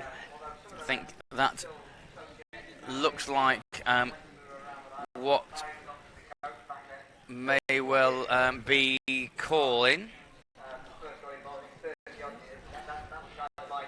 Currently, if you can hear our stadium announcement, we have Darren Fletcher, who's currently talking with our stadium announcer, Carl Walkinshaw. Darren Fletcher is the company official. On the kicking team, number 23. Leicester have elected to add 5 yards to the end of the run. First down. So yes, as I was saying, Darren Fletcher from BT Sport, from 5 Live, who's an ex-Caesar player himself, has joined Carl Walkinshaw just in the stadium announcer's booth, just to try and give the crowd a little bit of background about why he's here and what he's got to do with American football. I don't think we should mention him. I think he's after our jobs, Matt. You can have it next week when I'm not here. So here we go. First outing of the second half for the Falcons offence. First down for Brammer and that unit that was so effective in the first half, and Brammer goes straight to the air and he finds Alex Priest for a pickup of 9. There's a nice little route there, curl route. Brammer going to the air after that running attack really in the first half. So if anything, if we've got any hope at all from a Nottingham perspective, it is that when we were out in Leicester for this reverse fixture, Nottingham definitely played their better football in that second half, and now you could argue that it was a pretty similar situation, that Leicester were significantly ahead at the half and therefore maybe took the foot off the gas and rotated some players, but nevertheless Nottingham did win that second half. Yeah, by 3 points, but the defence certainly stepped up in the second half. I think second half defences typically do. They get a chance to adjust to the other team's offence over the half-time break. So we'll see what they bring out. Brammer flips the ball out to his right and hits Gabidon, and Gabidon's down the sideline, and he's thought he was away, but he steps out after a pickup of 8, but a first down for Leicester. Yeah, I think he may have been unlucky actually to be called out of bounds there. A little difficult to see through players, of course, but the only real switch around is that when we commentated on that game, it was absolutely freezing cold. Absolutely was, completely opposite of today. So I've just pointed out there is a flag in the backfield as well on that play. And it looks like this could be going against Leicester, the way that both teams are edging at the moment. And the official coming to have a word with the Nottingham sideline. Looks a little bit confused actually as to why the flag's been thrown.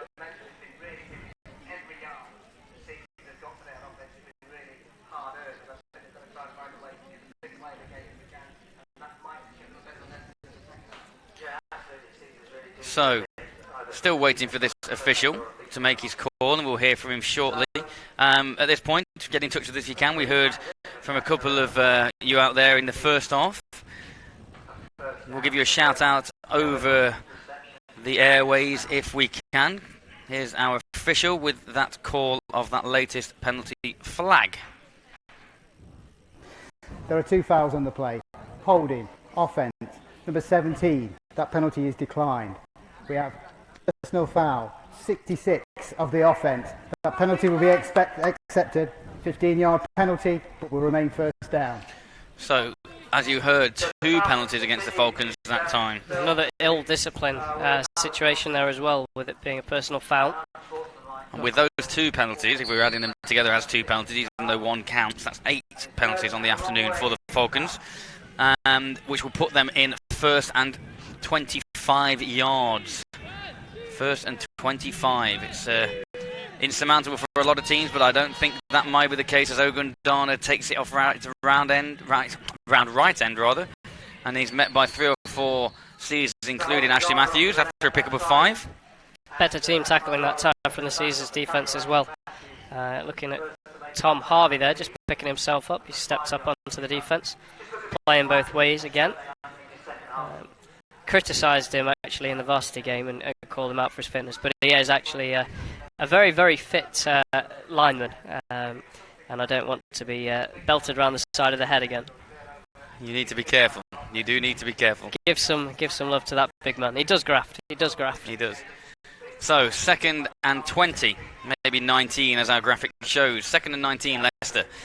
See if Nottingham can solidify this defence. If they're going to, this is the ideal opportunity with the yardage that Leicester have to gain. Brammer drops back to pass again. He's got some pressure and he eludes the pressure to his left. He directs traffic from downfield and picks up 3-4 yards before he's upended. Nice hit that time again from the Caesars defence. It looked like number 51 for the Caesars, which is Andrew Thomas. So 3rd and 13, maybe 14. And ordinarily, and this is where the 2 teams differ, if Nottingham had 3rd and 13, you'd be certain there would be shortly a 4th down upcoming. In fact, Leicester have got 3rd and 13, you kind of think, well, this is easily gettable for them. Yeah, I would expect to see here that Caesars defence only sending 3 with an 8-man drop back. I think they'll be expecting the pass. And even when they have got pressure on Brammer has used those feet effectively, kept his eyes downfield and either taken off himself or managed to complete a pass on the run. Unscripted plays, broken plays where quarterbacks hold their own. He looked to his right and then looks left and he's and in and out of the hands of Gabidon. And that will bring up 4th down. Andrew Thomas on the coverage, just getting enough on Gabidon to put the pressure on. Called Andrew Thomas' name quite a lot this afternoon. He's been around the ball, he's been making tackles, he's put in a good shift for the home team this afternoon. Yeah, he's really stepped up to the plate. As you rightly say, he's a defender we've named once or twice. Now that will buoy the Caesars a little, to say that they've held Leicester on their opening drive of this second half. Cardenas back to return for the Caesars and Danny Burton in to punt once again. There's an element of respect here from Leicester because yes, although that's a high kick. Look where the coverage team is. The coverage team are beyond the football, and that's the difference between those 2 special teams units, I think. always fanning out, as Jimmy's rightly said, and the coverage is far better. Keeping the discipline. We talk about lane discipline on kickoffs and punt coverage. Yeah, absolutely, and certainly a well-coached special teams unit as well. So Nottingham will take over for their first series of the second half, with the score 28-0 in favour of the visiting Falcons. Not got the greatest position to start with. I can hear Carl walking through our stadium announcer. He's getting a bit starry-eyed sat with Darren over there. He's competing for our jobs, I think. No, you seem to be worried about our jobs. Okay. To be fair, if I were you, I'd be worried about your job. Well, in all honesty, Steve has just come over here and said, I'm trying these guys as alternative commentators, so you missed that bit. Oh, we've got a red button now, yeah. So on first down, the ball is handed off. And that's fumbled. That ball is picked up, and it looks like it's in Leicester hands, and number 44 for Leicester. No whistle. Unfortunately, I don't have a 44 on my roster. But nevertheless, it looked like Cardenas, it appeared, dropped that ball as he headed up the middle. And number 44 for Leicester, and apologies for not being able to put a name to that number. I think that is actually James Beckett. Former Caesars player James Beckett, who moved over to Leicester a couple of years ago. I'm not sure if we can catch a replay of that last play. But that is an absolute dagger.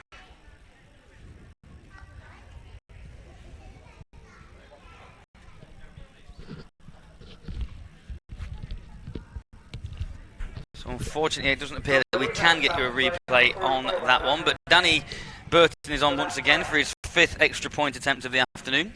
But it was a great play on defence, ripping the ball away from Cardenas and taking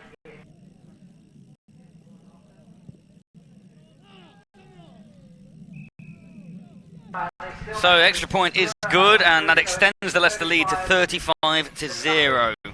And when we're talking about the Caesars making progress this afternoon against Leicester,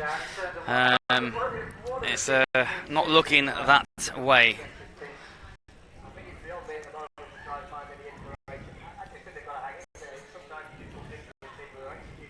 So let's check in. Let's check in with scores from around the country for you. Obviously, we're in third quarter action in most areas. Up in the Premiership, Prem North, the Phoenix still 41-0 ahead of the Wolves. The Manchester Titans remain 20-0 ahead of the EKP, the East Kilbride Pirates rather, EKP. East Kilbride really struggling this season, looking like the likely candidates for the drop. Looks like a bit of a humdinger up on Merseyside as the Sheffield Giants and the Merseyside Nighthawks continue to trade leads. Nighthawks currently holding a slim 21-20 advantage. The Warriors, the score we've got here is in the second quarter, and it's the Warriors 53-6 against the Bury Saints in the second quarter.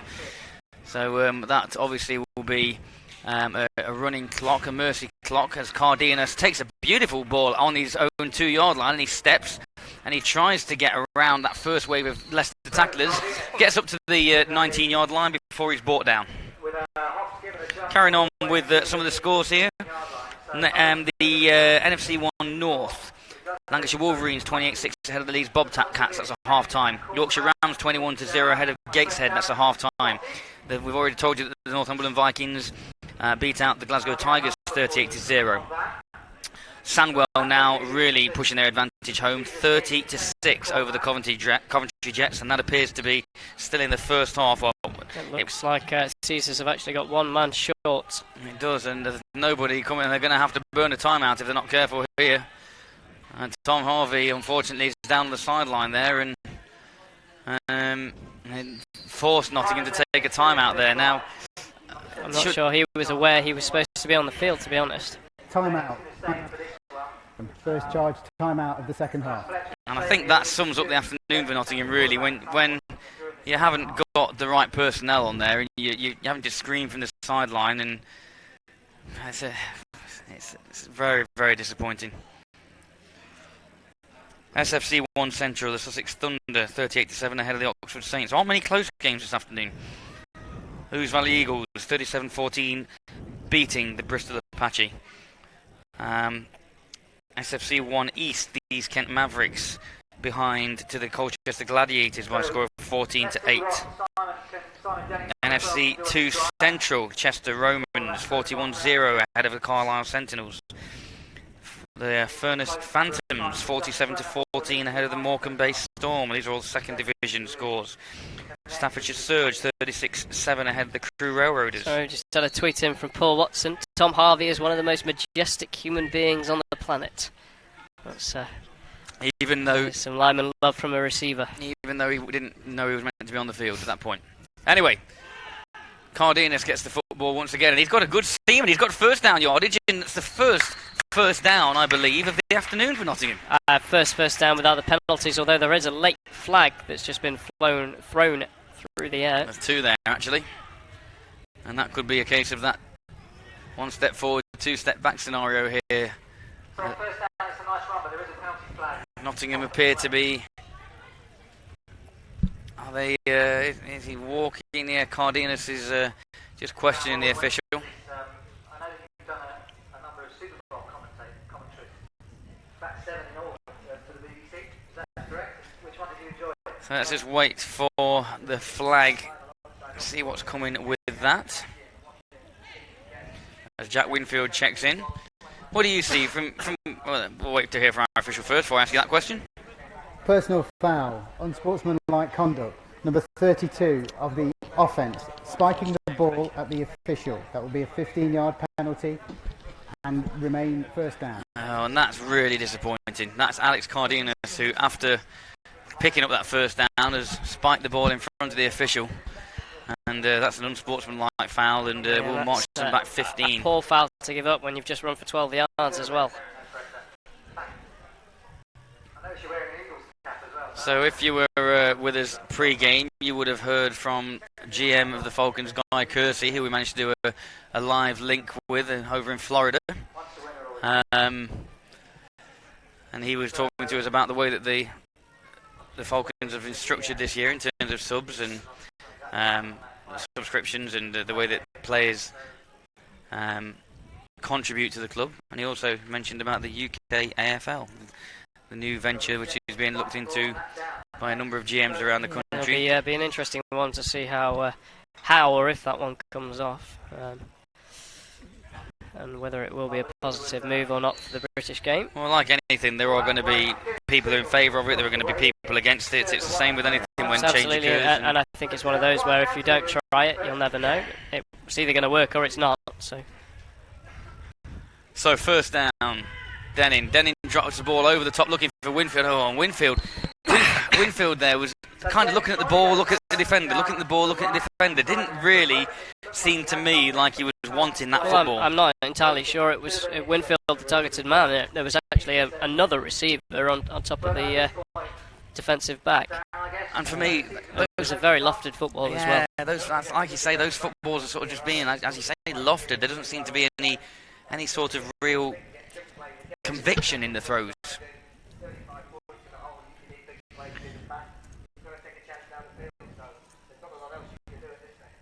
Got a long way to go. Second and 10 here. See what they can come out with now. Trips to the left at the bottom of your screen. One to the top. Winfield at the top. Denning still at the quarterback, and I think that Cardenas still in the backfield. It is, and the hand of blitz comes, and he's got a man, and Winfield almost pulls that one in, and that's tipped by Alex James, but Winfield had a couple of bites at that one. Yeah, just getting a hand in there.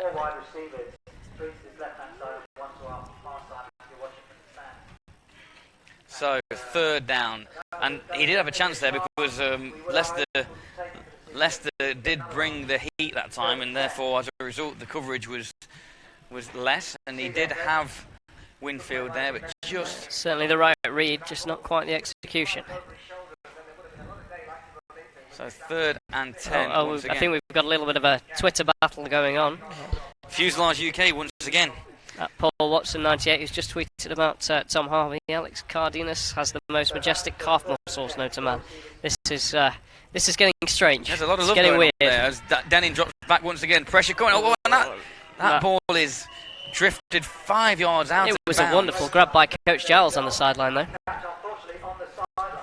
Coach Giles has always had a decent pair of hands.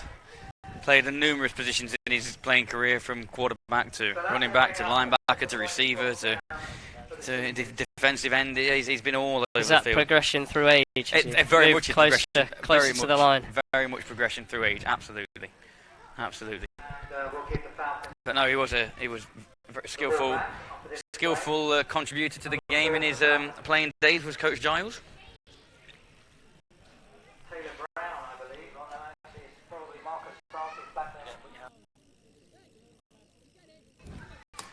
I've just been asked whether or not I'm going to put my house on Taylor Brown, bringing this one back. And there's that. Look at that flat kick again. He is going to break. Oh, and he's actually, that could fall to the Caesars, but it is recovered. It's recovered by Leicester. Looks like it was 44 James Beckett that managed to dive on that football. It's a good job, really, because Taylor Brown came in a bit too hot for his own good there. He approached that at speed and almost caused not a disaster, because this game is well out of the reach of Nottingham now with this amount of time left in the half. But it could have made things interesting from that Nottingham offence. But as it is, Beckett was there, Johnny on the spot, to drop on the football and secure possession back for Leicester. So the Falcons will pick up their next possession on their own 35-yard line with a 35-0 advantage. And this mercy clock keeps on ticking, this running clock. Now then, from an onside productions perspective, we've got still a number of games upcoming this season. We're obviously covering all the Caesars home games. We're covering all the Leicester home games. The ball is flipped out to the left to Gabidon. Gabidon picks the ball up and he steps to his left, then to his right, and he's snagged by 2 Caesars defenders. But he does manage to pick up 3 yards in the process. So yes, as I was saying, we've got all the Caesars home games live here from Harvey Haddon. We have all the Falcons home games live from Hinckley, from the Hinckley Road Stadium. Sports football club. Yeah. Place. We've also got the building of field and grass and marks. We've also have the upcoming Tamworth Phoenix European adventure, the concluding part of that next Saturday against the Oslo Vikings. That's from Pack Meadow in Coles Hill in the West Midlands. So we'll be out there for that one. That's a rubber in grass and a mark. That is. Yeah. And then later in the year, we're proud to remind you that we have the Brit Bowl finals weekend. We'll be covering that as well. So plenty upcoming for onside productions.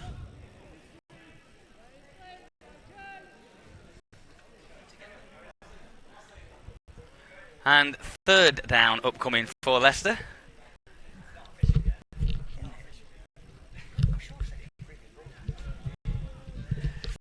Third down Leicester now, 3rd and 5 for the Falcons. You would expect them to be able to pick up this yardage. But let's see if this defence can stiffen as Brammer drops back to pass. He looks to his left and that ball is caught. And it's made a move, but it's a good open field tackle as it turns out. 22, that's Bradley Rowe running back. In fact, that's 23 actually. It looks like being Divan again, rather than Bradley Rowe, but a good grab and a good pick up for another Leicester first down. Just keeping on moving up this field. And I think at this stage now, Nottingham have got to be feeling a little bit dejected. Not put any points on the board, only 1 first down. It's not just that, they haven't moved the ball either. Oh, and that's a good much better tackle there. Andrew Wilkins bringing him down in the backfield. Francis, nowhere to go. Great penetration that time from the linebacker. As Jimmy has just pointed out, it doesn't appear that the captain of the defence, Rob Hardwick, is on the field. He's stood down on the sideline. Which is very unusual, because like you say, he is the heart and soul of this whole team, let alone just the defence. So let's see, after that initial first down loss, it's 2nd and a long 12, maybe even 14, as it suggests on our graphic. Brammer this time flips the ball out to the left, and that's Danny Burton. Danny Burton picks up good yardage, close to a first down. Looks like Andrew Thomas again with the tackle. And, much better tackle there as well. Danny Burton picks up probably 10 yards or so, but there is another flag down on the play, and this could be once again against Leicester.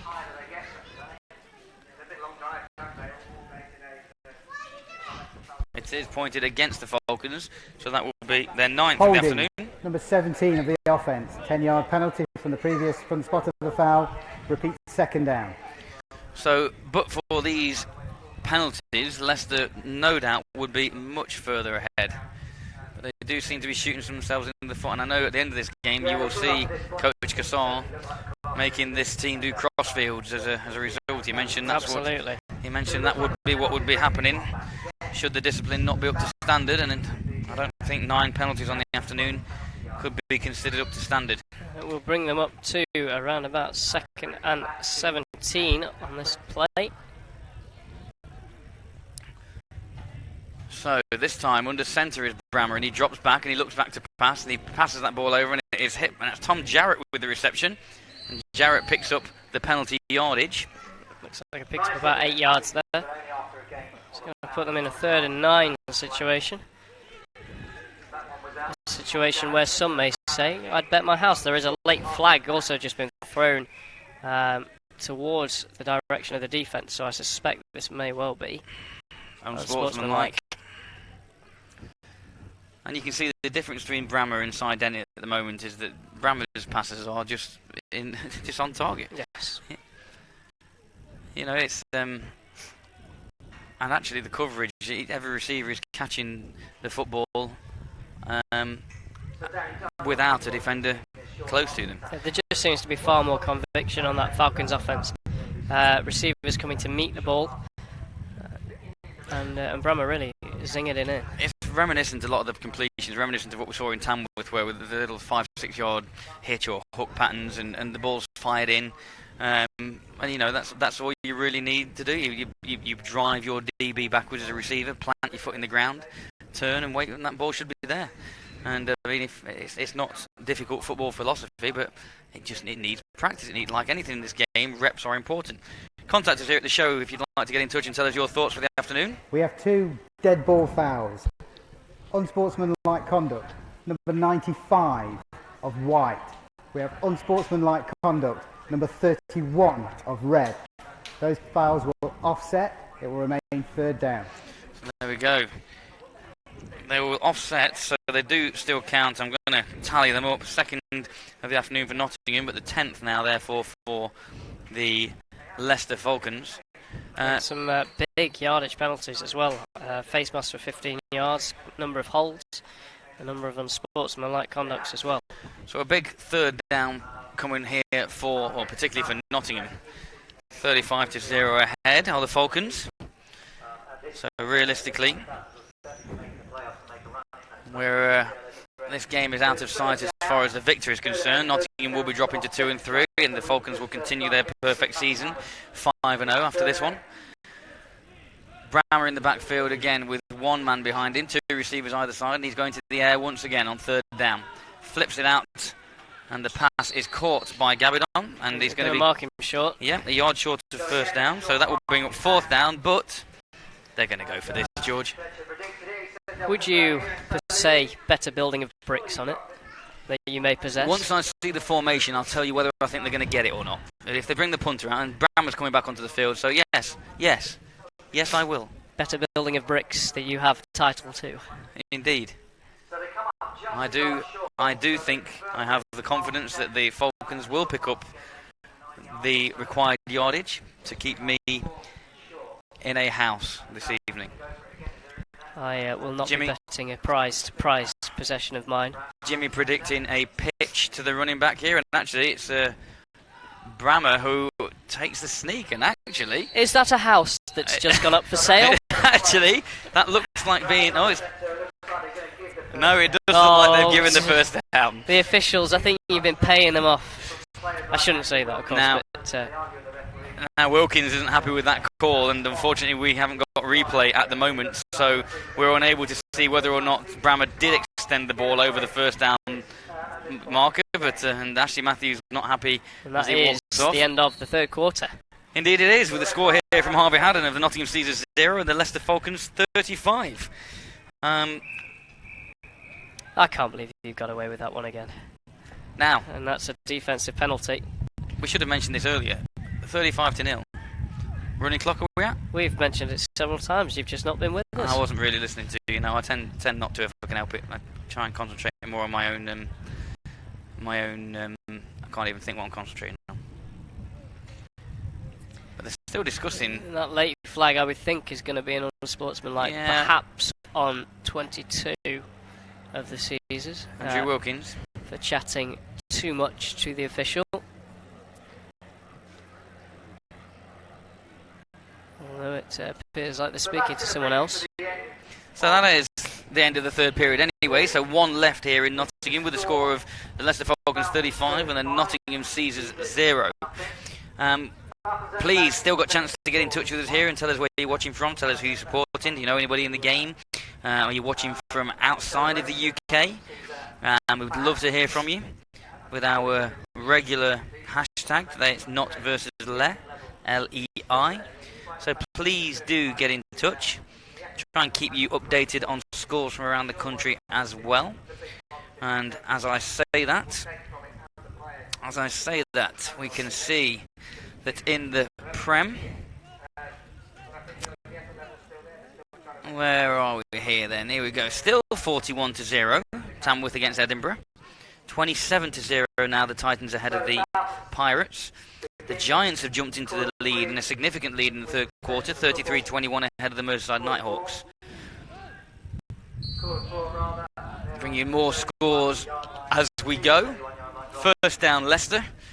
And Brammer flips that ball out once again, and he's got that man on his swing pass. It's Alex Priest once again, and Priest breaks the tackle. There's a flag on the play, but he's pushed out of bounds inside the 4-yard line. There's flags all over the place. There's late flags everywhere. I'm not sure any official still has a flag to throw. And Ogundana once again does some little jig in the backfield. He's simulating the flags. Maybe he's wanting to spot a quarterback. But nevertheless, let's see what's going on here. Ashley Matthews once again remonstrating with the officials.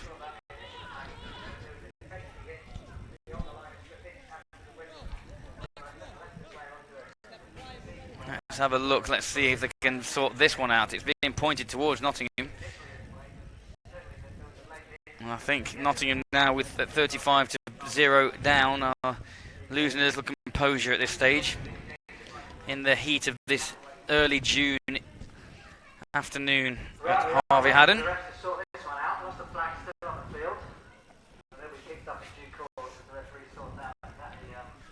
Still lots of chatting going on. From your perspective, George, 35-0 down, having beaten Coventry twice in the last 2 weeks, easily, if we're being honest. What have Nottingham got to do to bounce back from this? I know they're eyeing the Doncaster and the Samworth games as the Samwell games as potentially games that they. Yeah, I mean, I don't expect they've come into this knowing or even thinking they've got a particular chance. Of course, as you said earlier, you always want to go in believing you can win. That they should be looking at targeting certainly Doncaster. 2 games and certainly the Shropshire game that they've got coming up as well. They lost to Shropshire 6-0 at the beginning of the season of what I believe was a very, very windy / wet kind of day. We have 2 fouls on the play. We have personal foul, live ball, number 17 of the offence. Coach Kassar is getting very vocal there. I'm sorry, apologies if you've picked up any inappropriate language there on the ref mic. We have 2 fouls on the play. We have personal foul, number 17, live ball. That'll be a 15-yard penalty from the spot of the foul. After the play was over, dead ball, personal foul, number 50 of the offence. That penalty will also be administered. That will be a further 15 yards. It will repeat first down. Wow. We're talking about indiscipline. There's 30-yard penalty for 2 personal foul penalties. That's 12 penalties. So it looks like Coach Kassar is actually going to call a timeout and have a word with his players.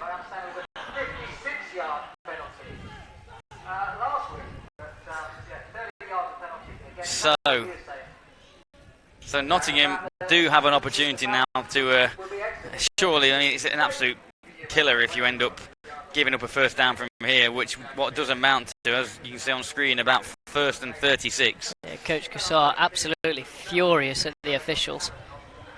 So he is not a happy man. Oh, and there's another flag coming, and that's going to be on Coach Cassar, I would think. Now, interestingly, will we be seeing Coach Cassar joining in with the crossfields at the end of the game?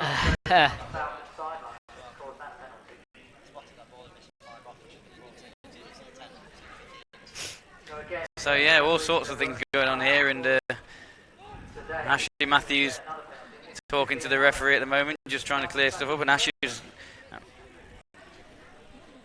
I think at this stage it's probably the most exciting part of the match. Yeah, well, that's unfortunate, isn't it? It is, yeah. With offense really stammering, struggling to move that football, and Falcons, I wouldn't say they have an electric offense as such.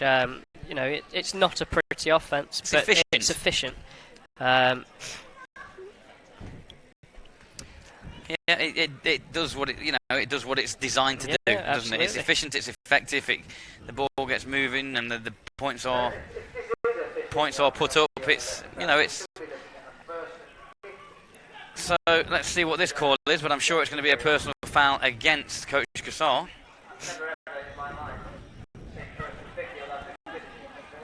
We have a dead ball, personal foul, unsportsmanlike conduct on the Leicester sideline. That will be a further 15-yard penalty. Will remain as first down to Leicester. And that will be 1st and 50. 1st and 50 for the Leicester Falcons. Not quite the same as that 3rd and 54 that we saw the other week. Yeah, the difference between that though was that the 3rd and 54 was due to, if you remember, bad snaps. I think there was a penalty. There might be, but I think there were 2 back-to-back bad snaps over the quarterback's head. But to have lost sort of 50 yards, that is 40 yards in penalty, arguably more than 40 yards in penalties on that play. So let's see how good this Leicester offence are and whether they can overturn a 1st and 50. Yes, folks, that screen does read correct. It is 1st and 50. Brammer drops back to pass, and he's flushed out to his right, and he aims for Gabardon, but can't get that ball anywhere near Gabardon, and that will be... Looks like interesting defensive player on there is the man they call Ash, number 7 for the Caesars. Who was playing some quarterback. He's repped a bit of receiver as well. It looks like he's turned his hand to some linebacker or a bit of defensive end as well. Now, we used to think of this season's Falcons game as being a rivalry and fiery and one thing, and to be honest, at the moment, they're different sets of players. Any of the rivalry mainly comes from the coaching staff and the history from that sort of perspective. But when you get games like this... One might say the old boys. Yeah, it doesn't really have that much of a fiery feel to it anymore. Okay, there's been a couple of unsportsmanlike conduct penalties, but you know, they are definitely two teams, one that's heading in the direction it's desired and one that is in transition, as Gabardon, I think that took a hop. Let's have a look. I think that called it incomplete. Yeah, and that one did take a hop before Gabardon managed to get it in, and timeout called by the Caesars. And as we say, this period is going to go significantly quicker than the first 3. Timeout, Nottingham. First charge timeout of the second half. Due to the fact of the 35-point differential between the teams. So Nottingham, I think, are taking this timeout, obviously, number 1, to rehydrate, as you can see on the field there, but also to give themselves an opportunity, I think, to maybe get something on the board before the end of this game. 3 deep nickel package. Get this ball, pick it off. 3rd and 50. Interesting. Doesn't often happen in any form of this game. I'd be intrigued to know exactly how many offensive yards the Caesars offense has picked up today. But I think I would be hard pressed to say they've got over. I'd say 50 to be kind, but I don't think they're anywhere near that mark. I think they'll be under, closer to 30. Mm-hmm. As I was mentioning earlier, before I started my play-by-play again, I think Coach Giles mentioned at half-time, he said practice, practice, practice. This game is all about reps and all about getting people down and being able to be repetitive. Repetitions about where your feet are going to be and exactly knowing where each man's going to be, particularly on offence. Defence as well, but obviously more on defence you're reacting to an offence. But from an offensive perspective, you've got to get the practice, and I think that's what this team's going to need. More togetherness and more reps to make those charges forward. As Brammer drops back again, he steps into the pocket and he puts the ball down the middle, and he's got a man. He's got Alex Priest, and Alex Priest from 3rd and 50 is at the 10, the 5, and he's in for another Leicester touchdown. 3rd and 50. I don't know if that flag was intentional. I think it might have just slipped out of the official's pocket. But wow. I mean, from a defensive coordinator's perspective, you stick 3 men at least towards that end of the field, you know. That's not acceptable. Not acceptable to be beaten. Not acceptable to be beaten from 3rd and 50 for a touchdown. That is very, very poor scheming. And a great execution from the Falcons to hit Priest. Absolutely. He stayed in the pocket. He had a little pressure coming around the edge, but he stayed in the pocket, got that ball away, and just gets Priest over the top. And as a safety defensive back in that situation, you cannot let a receiver get past you like that. 41, soon to be 42, if Danny Burton can continue his streak of extra points this afternoon. And unfortunately, the Caesars haven't made the progress that they would have hoped for. High snap, but Burton does get that kick up, and it looks to be through. It is, and there takes our score to the Leicester Falcons 42 and the Nottingham Caesars 0.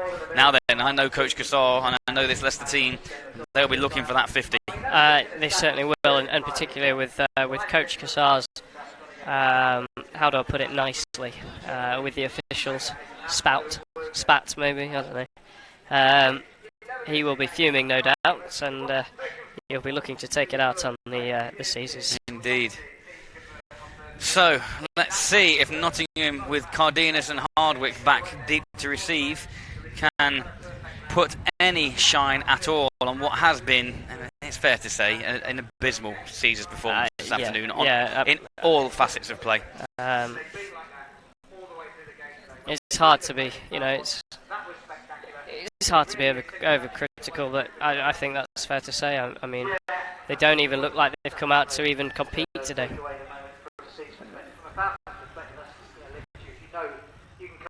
So,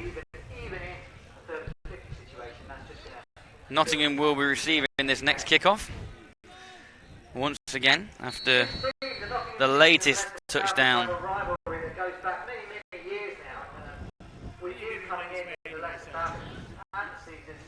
Danny Burton back deep for Leicester. He'll be kicking off to Cardenas and to Rob Hardwick. 42-0 ahead. This one been done a long time, and a high kick. And Hardwick is under it, and he fields it at his 15, and he's up to his 20, and he reverses his field. He cuts back again, and he's snagged at his 25-yard line. Yeah, well wrapped up by the Falcons there. And a change at quarterback. Change at quarterback for Nottingham as Tom Henley comes in for the remainder of this game. Cy Denny, I think, by his own admission, will admit that he's not had his most inspiring performance of the afternoon. And Tom Henley, a young quarterback who started life with yourself and equally with me at the juniors. I think they're just going to rep in some guys that haven't had the opportunity to rep. 42 points down, and you know, I think they're quite happy to give the young buck some reps, get him some experience, and see what he can do. So Henley takes the snap initially and hands off, and that's nowhere to go. No, and that's Cardenas again, and I think if Henley came on against Leicester and led a couple of scoring drives, hitting Jack Winfield on a slant pattern to extend the Caesars' lead over the Jets not the greatest start that he'll have wanted. They're now in 2nd and 12 situation, losing again on that running play. And on comes Kieran Brown, another ex-junior player of yours. KB1, as he's known. So, Henley again with two receivers either side. See if he can get anything moving. He drops back to pass and he pings the ball and it's almost intercepted. Not quite sure who he's looking for there, whether it was looking for Patterson there. Off target on his first throw of the game. Henley, a great student of the game. Not the tallest quarterback. He's a defensive tackle playing in a QB's role. But does I know obviously when he was viewed last year for the juniors, he's got a good mind on him from an offensive point of view, and pretty much called a lot of the plays for you last year. Certainly because I got lazy. Well, and because you're more of a defensive coordinator than an offensive coordinator, but nevertheless. So Henley on third down, 3rd and 12 this time. Cardenas comes over to Henley's right, maybe to offer a little extra protection. Ball is in Henley's hands. He's got a bit of time, and he drops the ball off, and it's almost a lazy throw there by Henley. Almost picked off by Aina, number 16 linebacker, and Henley goes 3 and out on his first offensive series.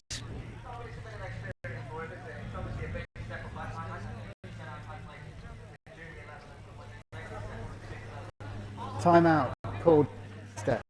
Their second charge timeout of the half. It wouldn't surprise me now if Leicester get this ball and end up scoring, whether they will go for that 2 points. I think they will be going for that 2 points. I think to get 50 points here will not only put a statement down for Nottingham, but also for the rest of the league so far. I would think if Taylor Brown gets the opportunity to back there to take it, he will very much take it. So far, Leicester's highest outing of the season has been 48 points when they beat the Coventry Jets 48-0 back in late April. But I do think they will very much go for the jugular here, and that will mean they've put 48 on Leicester, they've put 46 on Shropshire, they put 42 at the moment on Nottingham. They're doing well to put 48 on themselves. Is that what I said? It was, Sorry, I meant Shropshire then.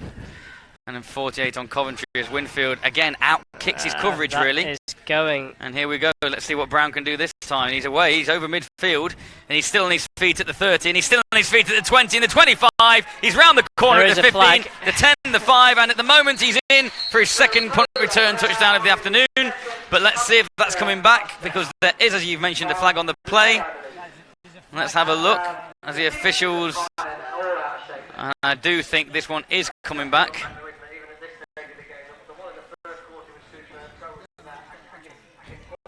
I mean, as much as you want to almost discredit the Caesars offense, you have to give credit to Taylor Brown. He reads his running lanes very, very well. Illegal use of hands in the back. Number 50, 10-yard penalty from the spot of the foul. Leicester's first down. And that is unfortunate as far as Brown is concerned. Put him about on the 45-yard line. But he does, like you say, he reads that coverage well. He picks his gaps. He talks to his blockers, and then he just turns on this quality that he has as a player. Very much so. He is a real spark life for these guys over there at Leicester.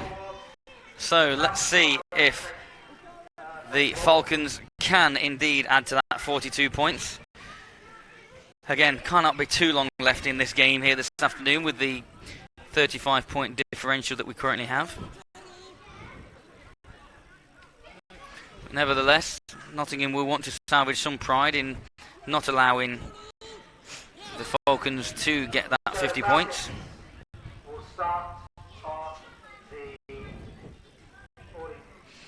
Tamworth gone even further ahead. They're 48-0 ahead of the Edinburgh Wolves. The Titans now 34 points to 0 ahead of the Pirates. Oh, the Giants have, I think, jumped out to an unassailable 40-21 lead over the Merseyside Nighthawks. Sandwell 50-6 against the Jets. After 2-minute warning. 2-minute warning. Nottingham, you have one timeout. One timeout. So, indeed, 2 minutes Quite left. sure what's going up on the hill there. A little bit of a strange wrestling match, if you caught that at the top of your screens. I hope that doesn't turn into something more. So Leicester in their 2-minute offence. Can their 2-minute offence be effective? As that looks like an unsportsmanlike conduct penalty at the top of that bank. And he's managed to get back to his feet, so... Not quite sure what's going on there. He's coming back swinging. He's crawling. It's a bit interesting. Looks like that's. I assume that's father and son, and father is definitely getting the better. I genuinely hope so. I mean, Anyway, back to the game. Let's see if this Falcons 2-minute offense can be successful as the ball is handed off. And he's met immediately. Yeah. That man again, number 51, Andrew Thomas. And if we had to mention a Caesars MVP for this afternoon, he'd be in the running. Yeah, it certainly would. In fact, I think he's got it. He's been everywhere. He's done his part. I think it's fair to say he's made his tackles when needed. But speaking of, who would you be giving today's MVP award to?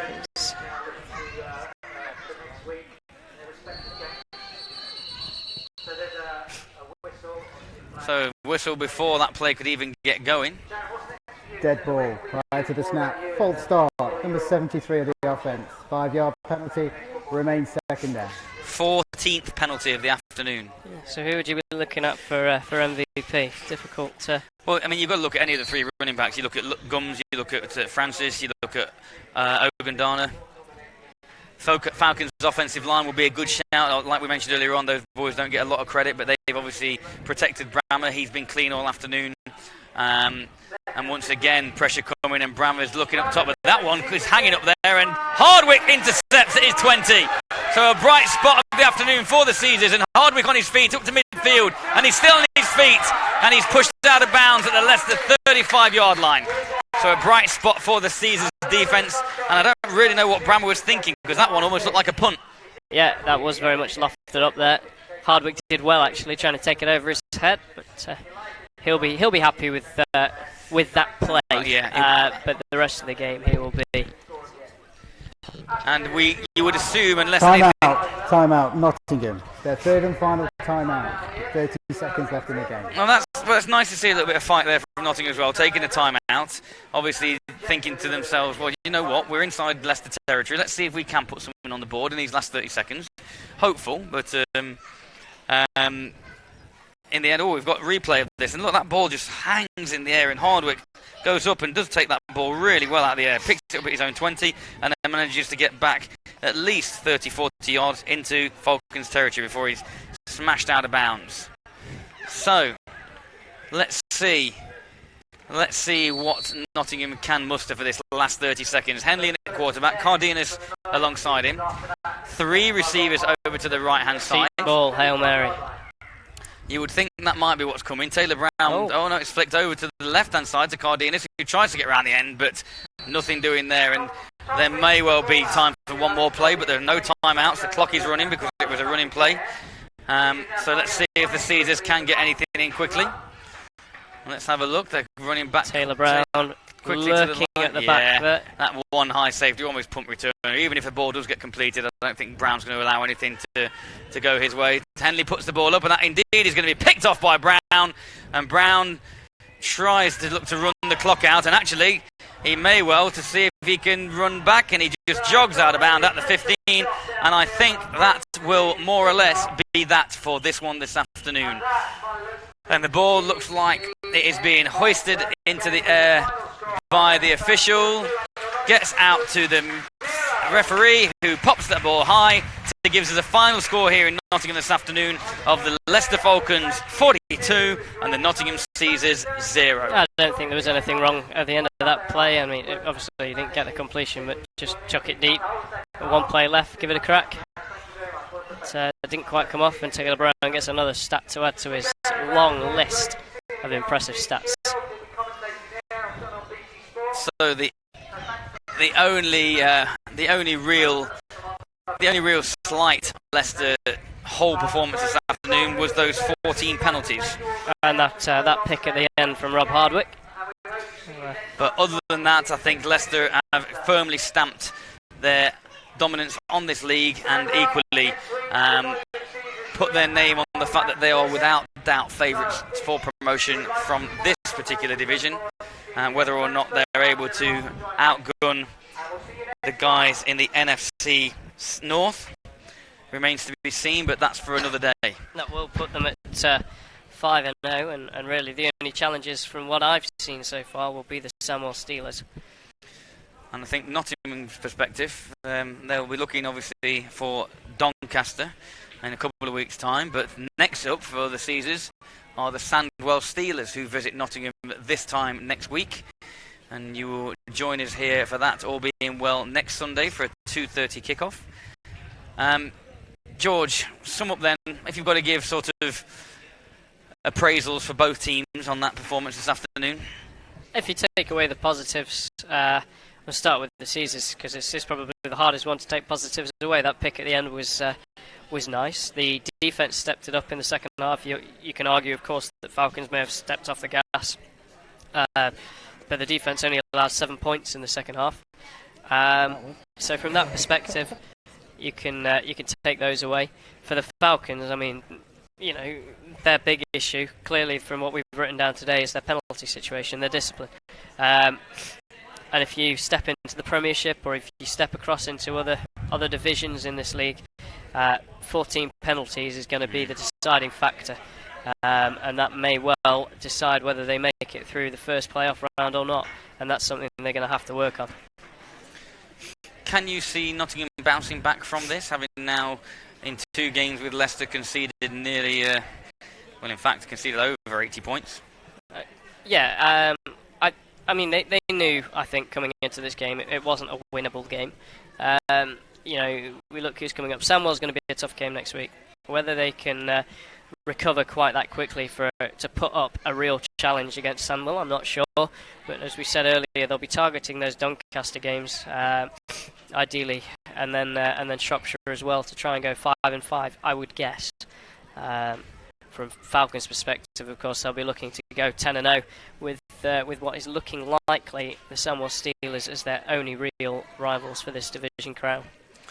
I think, as you mentioned, and as we mentioned before today, in fact, this is very much a transition year for the Caesars, having lost so many players last year out to the likes of the Sheffield Giants and various other outfits, and I think there is promise there. I think there's potential for them to make progress, but I think, as we've mentioned, it comes down to practice. It comes down to people committing, as it does for any of these outfits in the UK, particularly at this level, and that can be hard to do when you've obviously people have got other commitments in their lives as well, and obviously it's very much a amateur league, and therefore it's difficult to keep people together.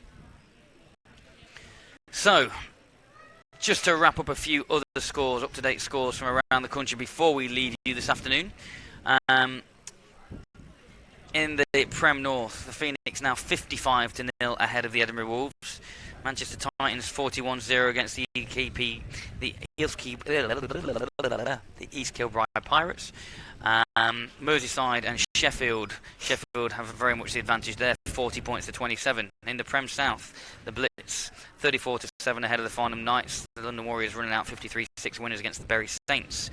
We'll just finally bring you the NFC in this other division. Sandwell 50-6 victors over the Coventry Jets, and the Nottingham Caesars will welcome the Sandwell Steelers to Harvey Haddon this time next week. Just before we go, as ever, I'd like to thank you, George, for joining me this afternoon. When you're feeling a little under the weather, you've managed to make it through. Well done. Well, thank you. I'm impressed by that compliment. Obviously, as ever, thanks to our crew here on side. We've got a decent-sized crew this afternoon. We've got obviously Steve and Tom, as ever. We've got Gary and Alex, Sean on the cameras as well, and James also. And James don't Ramsey forget Jimmy. We've got Jimmy, who's been operating the scoreboard, and special guest Carl Walkinshaw, who's been chatting up Darren Fletcher all afternoon. So it's been quite a good broadcast from our perspective. It's just a shame that the performance on the field couldn't have been a little bit more competitive. As I mentioned, upcoming broadcast for us here at Onside. Next Saturday, we are at Tamworth, and we will be bringing you the NEFL European game between the Tamworth Phoenix and the Oslo Vikings. Kickoff from Pack Meadow is 3 p.m. next Saturday, and then we're back here next Sunday when we welcome, as I mentioned, the Sandwell Steelers, who will take on the Nottingham Caesars, and that will really be a good test, I think, of where Nottingham are following the 2 demolitions against the Leicester Falcons. Anyway, on this slightly now overcast but still very warm Sunday afternoon, we will bid you farewell from Harvey Haddon. Thank you for joining us, and we will see you again next time.